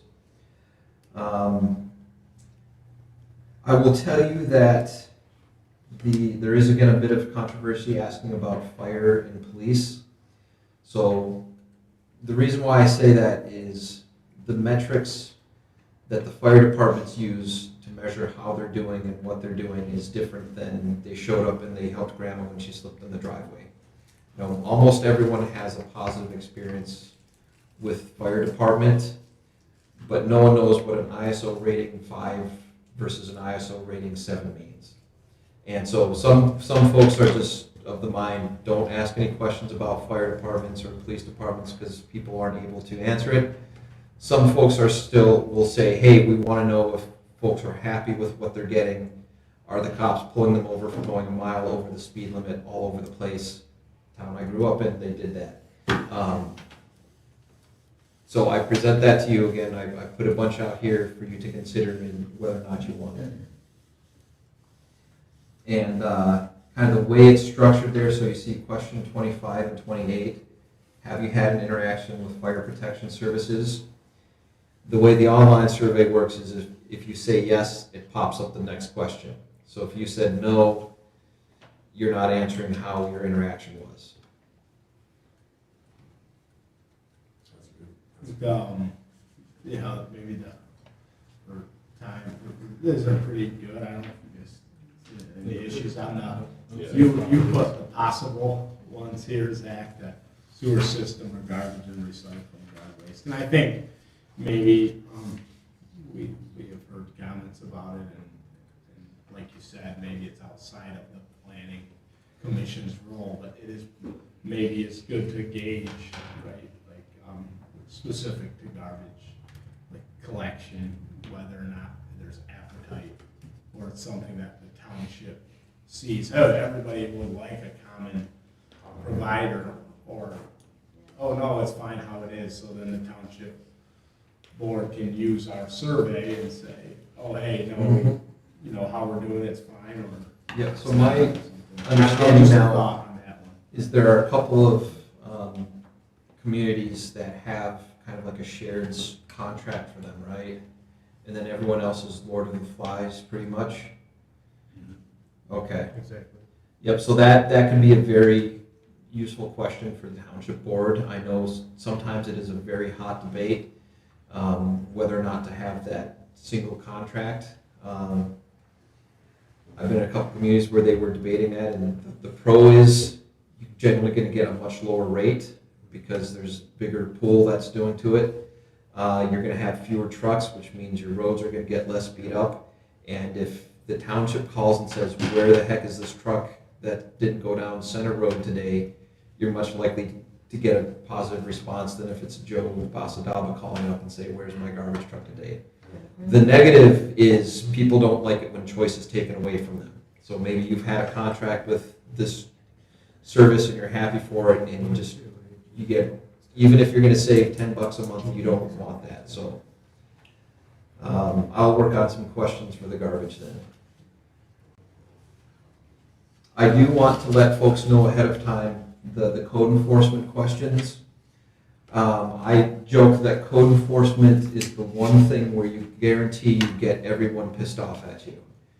I say that because whoever brings in the complaint, they're pissed off that you're not able to fix the thing like that you have to follow process and do a letter and civil infraction and all this stuff. The person who you've come onto the property and say you can't do this or you have to do that, they're upset that you're telling them that you have to do something. So I will guarantee that if you've had the question, if you've had an experience with code enforcement in the past 5 years, that's going to, a lot of people are not going to be happy with their interaction.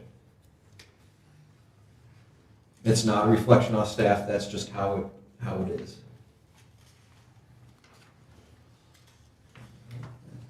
All right, circulation and transportation. There's an email with a lot of really technical questions folks suggested. As has been discussed, this is more to get the general pulse. Traffic planning is actually, there's a lot of math to it, but it's also very much a weird, dark art.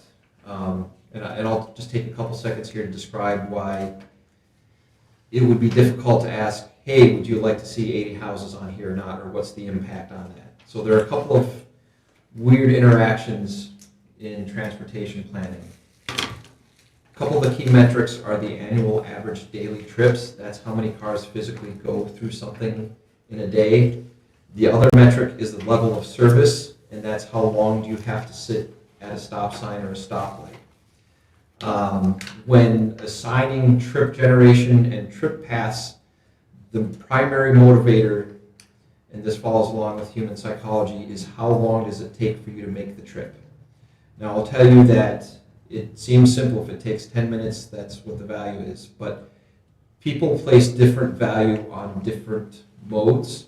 So if you were going to take, let's say I work in Ann Arbor, and it takes me 30 minutes to get there because I go before everyone else is awake, and I take a van pool, and I don't know, maybe it saves me 10 minutes, but I have to wait there for 5 minutes. So I'm still, 5 minutes shorter on the trip. Waiting that 5 minutes for all the other jokers to get there for the van is going to feel like 15 minutes. So I've placed a bigger value of what that time is. So it's similar for mass transit, having to wait for the bus and having to walk.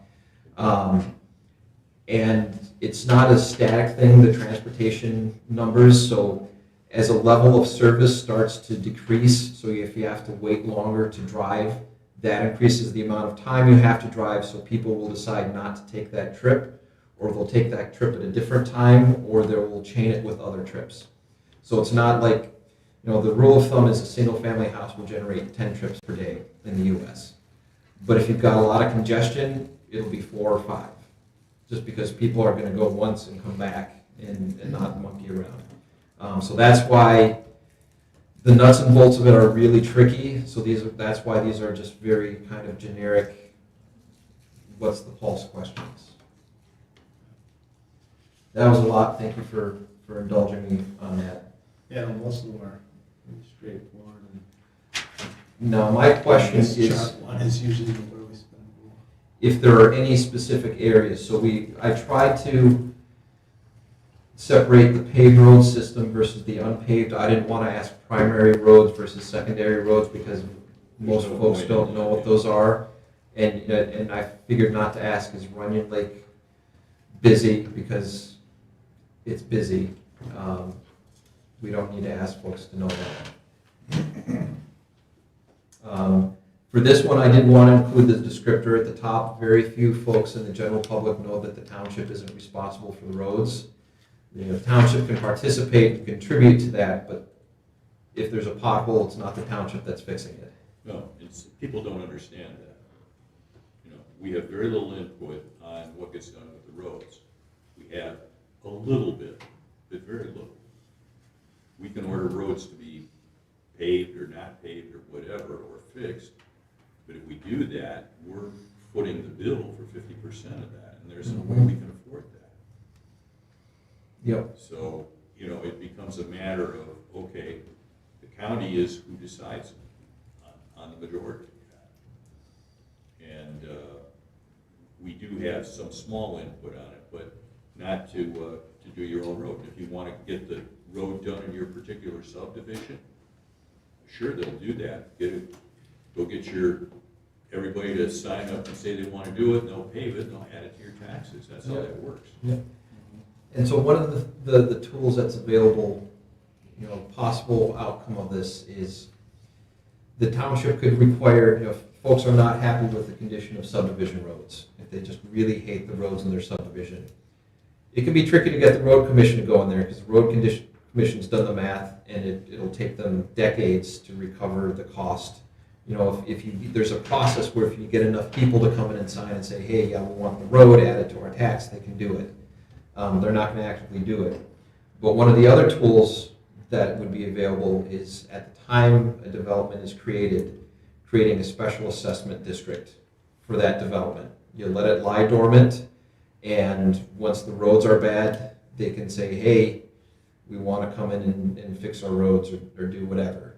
So that's kind of something that can come out of this very concretely, that kind of little switch that's waiting to be turned on.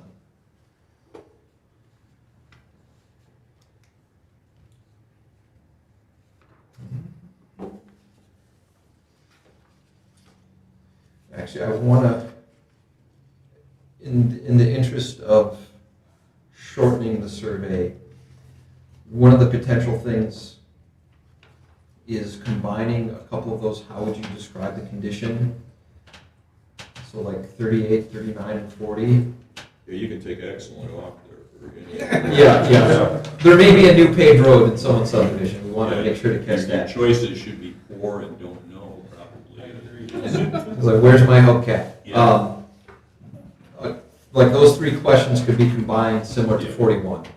So unless there are any objections, I was going to put those together and just make the number count a little less frightening for folks. In general, the question is adequate for current traffic loads. Do you mean volumes or do you mean loads? There is a difference. Steve's going to think I'm too technical, but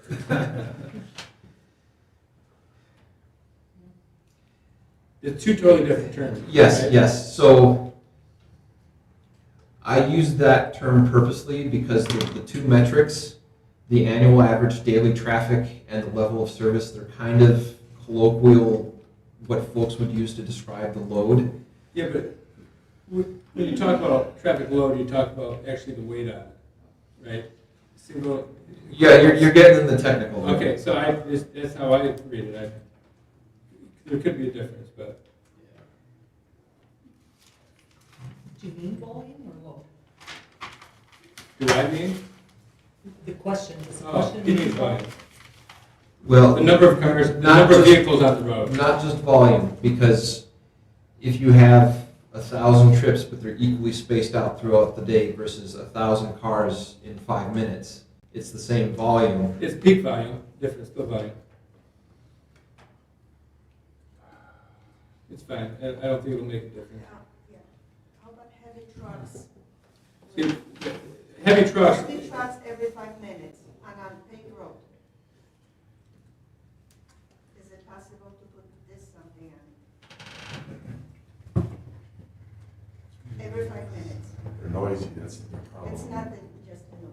There's a lot of it, noise. Well, so the township does have the opportunity to establish truck routes or non-truck routes, roads. We did that all the time. it's all season truck routes, you mean? Yeah, you can do the no-through trucks. There's a process you have to go through. It's been a little while since I've done that. I'm trying to think of how we would ask questions for that. And would there be interest in asking a question to get towards the truck route, truck prohibition? Michael, the county has control over that, right? I mean, Well, No, we you can- have a regulatory ordinance Oh, for you truck do? routes that specifies where they can travel. Yeah, you can say no truck routes, no It's, 2 trucks on this road from This this. is not very well enforced. That would be fantastic. Regulatory 38B.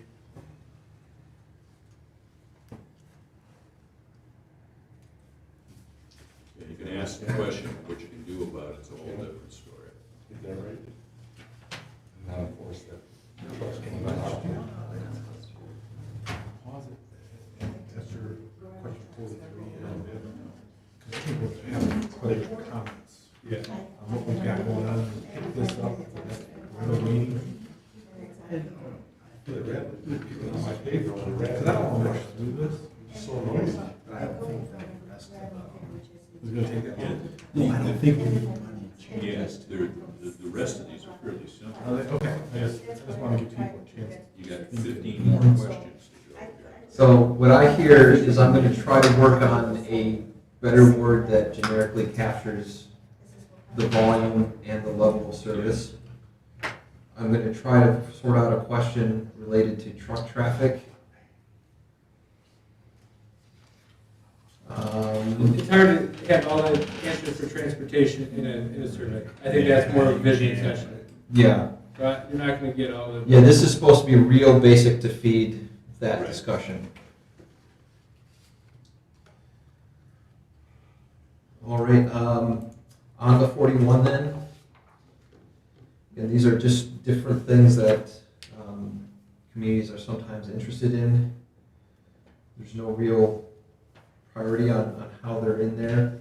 I did throw in a couple, the millage dedicated to road improvements or non-motorized systems. My experience is folks can say, yep, we want road improvements, or yes, we want pathways. Where the rubber really hits the road is, are you willing to pay for it?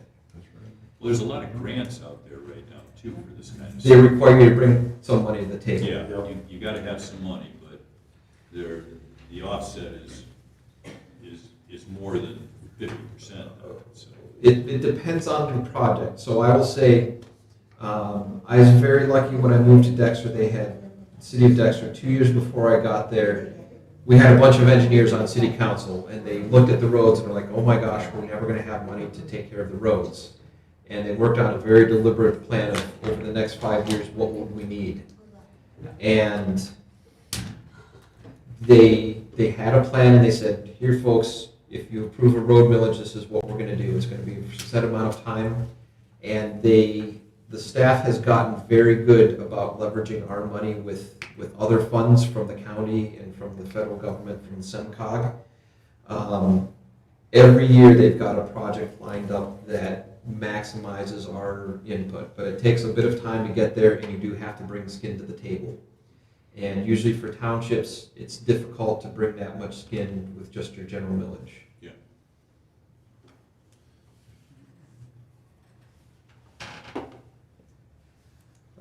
Any transportation improvements on there that you don't think ought to be on, or things that are missing? You could, public transportation part of it, you could remove, I think, in our area, it's Livingston County does some of that, but I don't know, you could leave it on there too, and then we'll see, but broadly, I don't have any issues. I think it looks good. All right. That's like lots in that, you know, Yeah. 42 is in there because you can get some really juicy answers from folks. A lot of things that you'll expect, but things you may not, and so that can inform the discussion of when you do meet with the road commission about improvements you like, and identify challenge areas. So the recreation questions.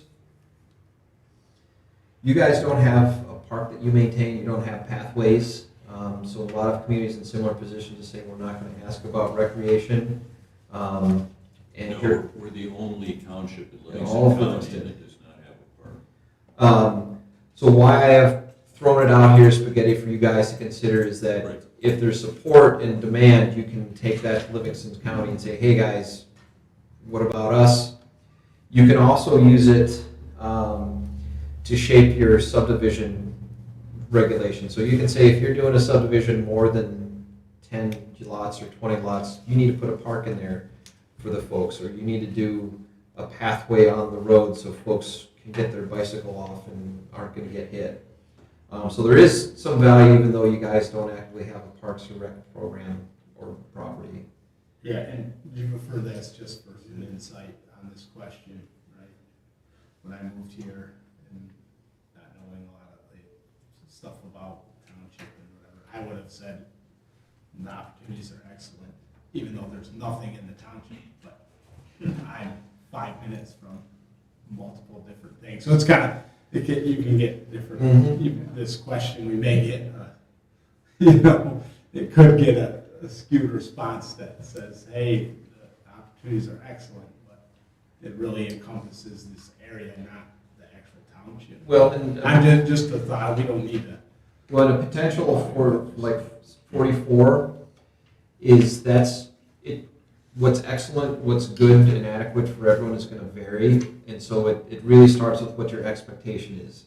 Another way to ask that question and similar questions to there is very satisfied, satisfied, unsatisfied, very unsatisfied. So it's another approach. Some folks like that because it implicitly starts with what your benchmark is. No, this is good, and then we have, I think in this 46,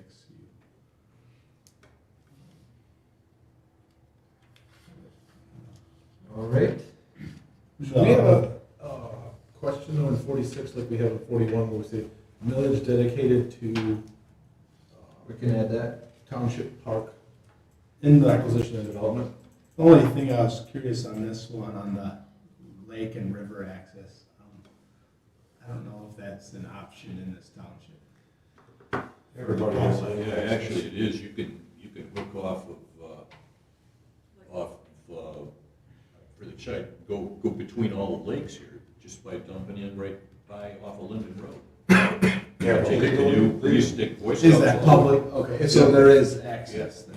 Go into Lobdell Lake, we used to camp on Stages Island. Okay, so you could, in essence, you could maybe, does the township own access in there? That's, Well, it doesn't that's own those it. parks you're talking about, aren't you? Yeah, but I mean, you can Usually, yeah, I've been down put your canoes in right there off Linden Road, canoe. I've done that, yeah. No, I'm just trying to, Comment about no access. no, I'm just trying to see like, so say the, Question? so it was, hey, everybody wanted this, would we be able to try to like grow that, or, I don't know if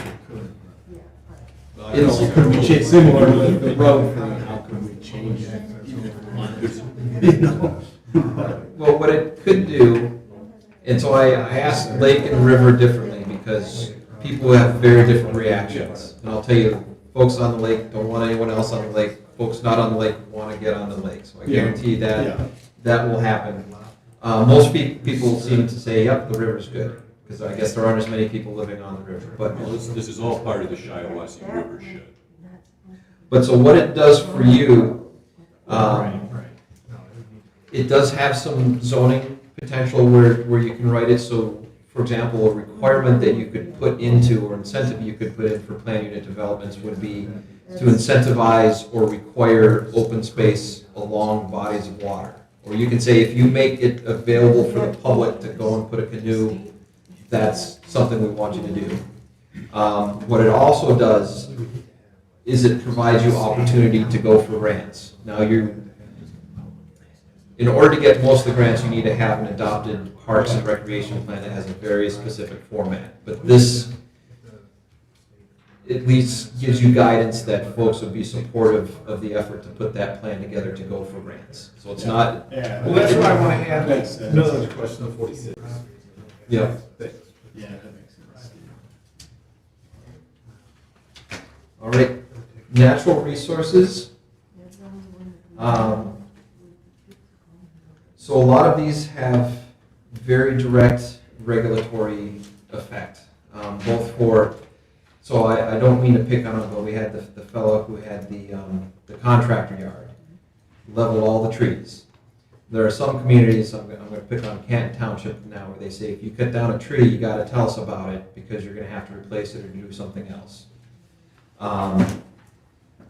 So a lot of these, there are independent ordinances you can do. If the township is really interested in protecting wetlands, you can get smaller than the state regulated size. I forget if it's 2 or 3 acres.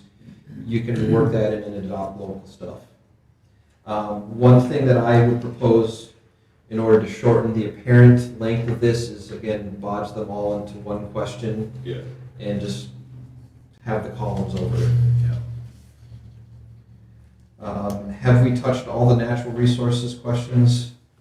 We have the typical, the surface water, groundwater, and groundwater and surface water, they very, very clear zoning implications as to what the uses are. Woodlands, wetlands, undeveloped natural areas, so that's scrub trees that have grown up since we did the original cutting.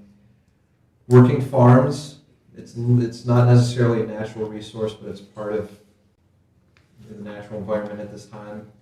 I did put in dark skies. Some places are all about dark skies, some places are not. I know there's a lot of interest and discussion about rural. And for some folks, rural means you've got the giant mercury light on the side of the barn that you can see for 1.5 miles. For other folks, it's you can go out and you can see Halley's Comet from your backyard with nothing bothering you. So that's why I threw that spaghetti on the wall for you guys to consider.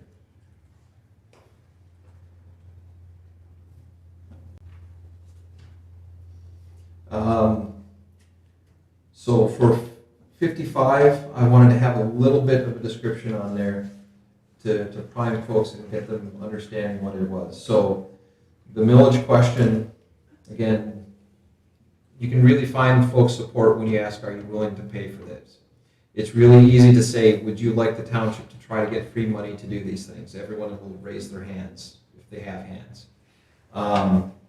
And there are certain ways that you can leverage and do other things without having to put skin in the game, but this would be a way to say, folks, if I'm really interested in preserving working farms and woodlands, I'm willing to pay money to do that.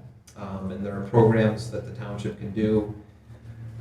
If there is kind of middling interest, but there's high interest for the others, there are other programs in past to doing that as well.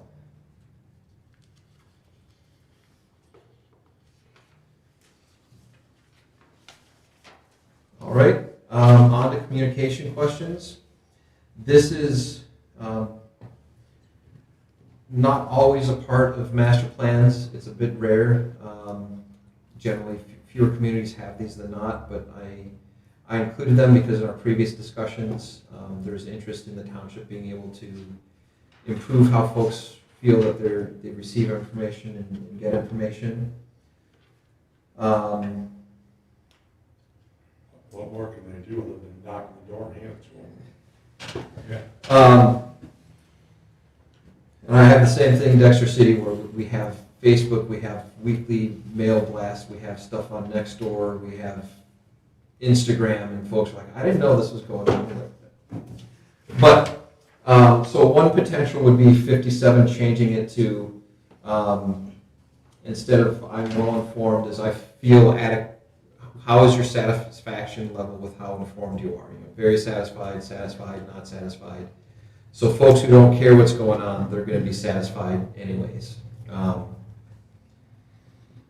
And for 58 and 59, I threw some spaghetti on the wall, things that folks are generally interested in getting. I put some more on there so that you're able to cut stuff off.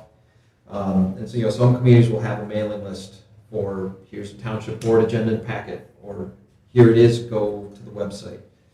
Same thing for planning commission, ZBA, master planning.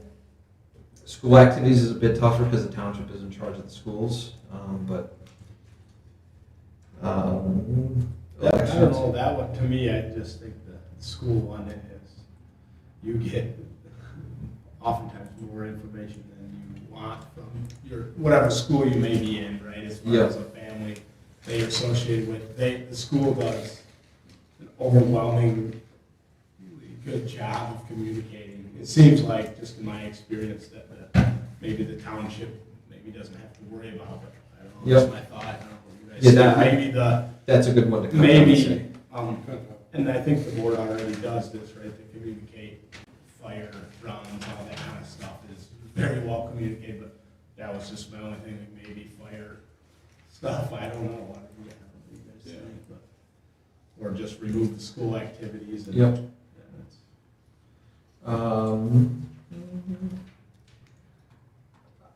Property tax assessments, I don't think anyone really wants to hear that again. I put that on there to cut. It'd be fun to see everyone put strongly disagree that they want to hear about property taxes or assessments. But one of the things that I have seen some communities be very aggressive on is reaching out to folks who may qualify for hardship exemptions for property taxes. If folks, every year communities get to say someone at poverty level, or usually it's 2 times poverty level, based on the size of their family, you can come into the township and make your case, prove documentation, and you don't have to pay your property taxes, or disabled veterans. So there are a couple of those. My experience is very few people know about those, so a lot of folks who qualify just don't know. So that was really the genesis for me throwing that on there. 59 is to try to find out where you're reaching people or not reaching people, so you can focus your activities. Again, not really master plan. Quality of life, this kind of touches on a lot of different things. It's more a right track, wrong track type of question. But again, I threw it out there for you guys to consider, see if there's any value, things that you think you might learn of value from it.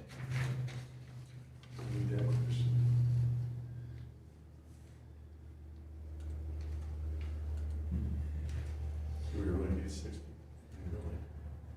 And I want to say that as you look at it, there are a couple spots where it's like that seems like the exact same question.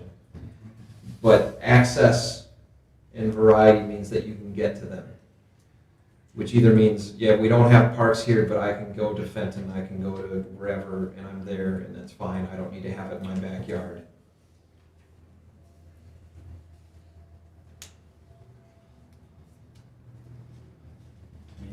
That's a lot of data. Restaurants The old Hick is a township? Maybe the old Hick is. No, Deerfield? that's Deerfield. Oh, it is? We have no. Joe, But it's the same as the restaurant. Pizza. Pizza. Well, takeout, we have. But it's the same as the park question, right? Like, if you live here and you think like, yeah, I can go to restaurants north or south of here very quickly, but. So that's where you may say, Yeah. I'm not satisfied with the restaurants here, but I'm very satisfied with my access. Yeah. And so- yeah. Some communities like to have questions like this that they track survey after survey to see how things are going. If you're only doing surveys every 10 years, it may be of less value, because a lot of these are already touched in other sections. So, and then I think, I don't know if you guys have any other questions on this. So my question is more along that lines, Zach, you brought up, like this survey that we have, if it's part of the master plan right now, but could it be sent out in 5 years when we review it, the same survey? Yep. Is it something that's our document once we use it for this? It's Yep. serious. Yep, the hard copy will, and I think we can spit that out as Word document. Now, the platform, you have to have a platform to host it on. So that's something, if you can use SurveyMonkey, if you wanted to do it on your own, just a couple of them. We have something with a little bit fancier filters that we use, but yep. Hey, Zach, I didn't read through your contract, but is everything in the contract that you're gonna do for us, the property of the township, after it's done, so we don't have to come back to you in the future? Yep. I will admit that consulting firms like to do it on fancy software like InDesign that you have to go to them to do. Well, they also like to do it because it looks prettier. My background, I worked for 10 years, a little bit more, feels like much more in local government, And I wanted to have a document so that I could touch it and amend it as I needed to. And so I'm very sensitive to that, and I think there's value in you guys being able to do that yourselves. What software? do we- It's InDesign. It's originally was birthed from magazine design. So that's the reason why folks like it, is because you can do prettier looking pages and graphics. But what did you say you use? I like to use Microsoft Word. I'm old school. I can use Word. Sounds good. Yes, I'm old school like that. It's not quite We got a typewriter, but it's graphics guy in there, like, it'll look good. yeah. Yeah, good, excellent. So do you guys have anything else? Did you want to keep question 60 or cut it all together? The big potpourri.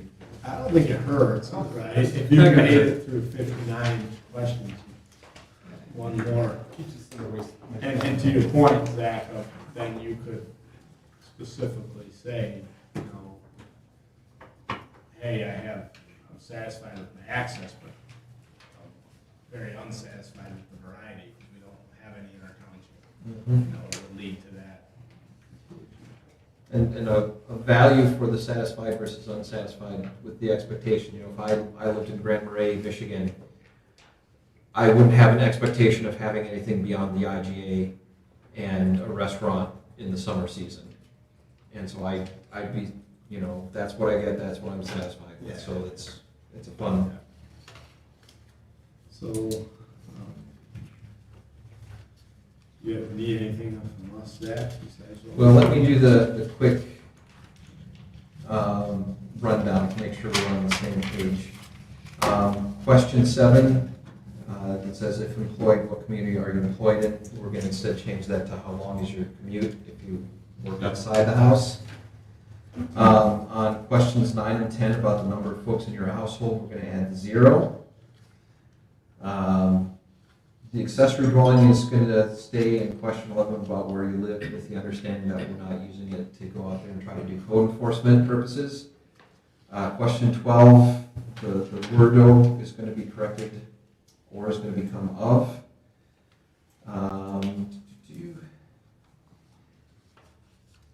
16 is going to get a bit more detail at the top for the different sizes corresponding with the zoning districts. I'm going to plug in specific numbers for what affordable housing would be for the median household in Tyrone Township. 17 is going to be revised residential developments with smaller lots than otherwise allowed if the development. Question 21, the small and large industrial are going to be light and heavy. We're going to add warehousing and outdoor storage and solar farms.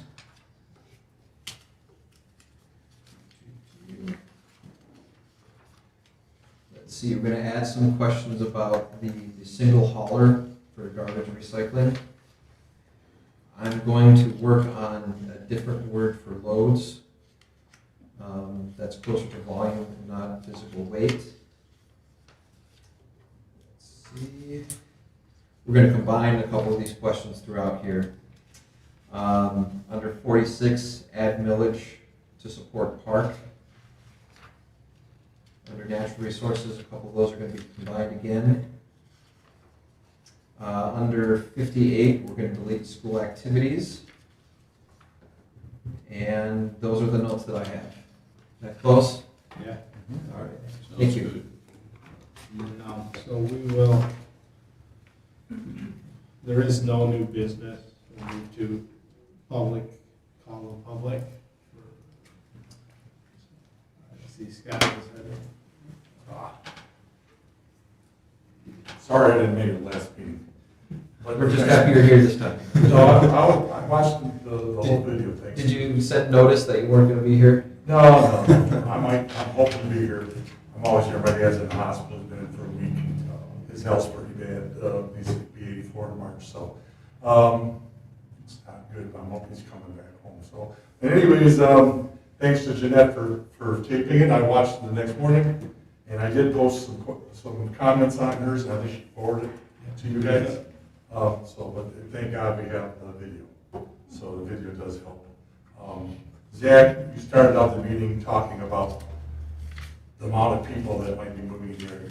I don't think the people in this community care unless you're selling property and developing property. I think most people care about the standard of living in our community. They care about their tax value. They care about their property values. Low-income housing anymore is just, it's going to be hard. It's going to be hard. I mean, and John hit it right on the head. We got enough 1 acre, half acre parcels in this township. And believe me, I've looked at real estate out there. I sold real estate, and it's amazing to me that anybody, when the market crashes again, it's going to be like we said in 2010. The banks are going to own a lot of homes. But you guys got some issues on there when it comes to asking for my tax dollar for roads. And I think it would be a slap in my face to survey anybody that's not paying taxes. Sorry. I think anybody, you know, all these people out there can answer questions, their whole family. Well, all I want to hear from is the taxpayer. They're the ones you're asking for road millage. You know, you're just going to cloud it all up with 1 million people. I better hear from 100 people that are paying taxes than 300 people that aren't. But other than that, everything seems to be okay. And I think, I mean, it's vague, I know. The only thing that worries me is you're asking these questions on road millage, and we go to a public hearing anyway before we did anything like that anyway. But I still like to hear from the taxpayers more than somebody that lives in a modular home park. You know, I mean, they don't pay. They pay their rent a little bit, but we already know they pay a fraction compared to the standard homeowner in our township. It's really spread out for them. Other than that, I think the survey's okay. It's a good starting point. I think we really got, I'd like to see, you know, more community involvement in it, but like I said, if that's what you guys are doing, put it out, and we can work with it, I guess. But, it's a lot. It really, like you said, it's confusing. Some of those might be confusing. And dense population, I think the meetings that we've had in the past year, and John hit it on the head, we need to define, do you want communities mixed into our communities across from them? Like Lake Shannon here, where it's going to maybe drop their property value. I mean, we live in a township between Heartland and Fenton. Once you get into Fenton, you can't move. Every time you pull up, there's a fender in it. You go to Heartland, all them lakes, my sister-in-law lives on Round Lake. You go up there to the bank up there, I mean, there's accidents there all the time. I mean, what's nice about here is we can move around a little freely. We don't have all that congestion. And that's why it's desirable. And that's what keeps our property values up. And it makes people want to come here to live. Because I don't necessarily want to cram a bunch of people in here. I can't stop it. But I think we should have a 1 acre minimum. And I think we should get rid of the PUDs and high density. You know, especially inside. I mean, along 23 corridor, that might work. Putting it like on White Lake Road, like they were doing over here, that's just too much congestion. But this is something we're going to work on down the line. Thanks. Anyone else? Yep. Kim? Kim Fracolosi, Deer Park. I just go back to the question I wanted asked in the survey. Before you get into the specifics of housing and non-residential, why not start out with, do you want to keep the township rural, or do you want to see the growth? To Scott's point, I'm pretty sure a lot of us here don't really care that the population is going to grow a bunch, and we feel like we have to cram another 30,000 people in our township, or 3,000, or whatever the number was, because my house value goes up if I don't have a whole bunch more housing.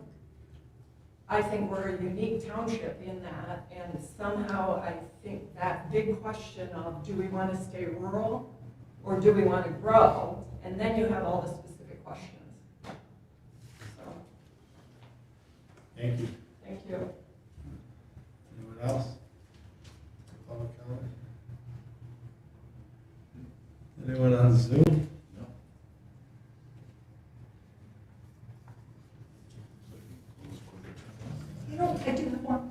Yep, go ahead. If you can answer it, maybe I overlooked this. Jeanette Ropetta, Full Drive. Do we have the original or the survey that we asked for the last master plan? I think it would be interesting to see what those questions were. There wasn't one. No. There was no Vision survey? sessions. It was a visioning session. Visioning This is- session? There is The the. results are on the township website. Yeah, we have those up there, but we did have a survey that was sent out as far as I'm aware. Great, and they're on the website? The- That all should be, yeah. Okay, great. Yeah, and under the master plan, there's the master plan, then there's a master plan visioning session document. Thanks.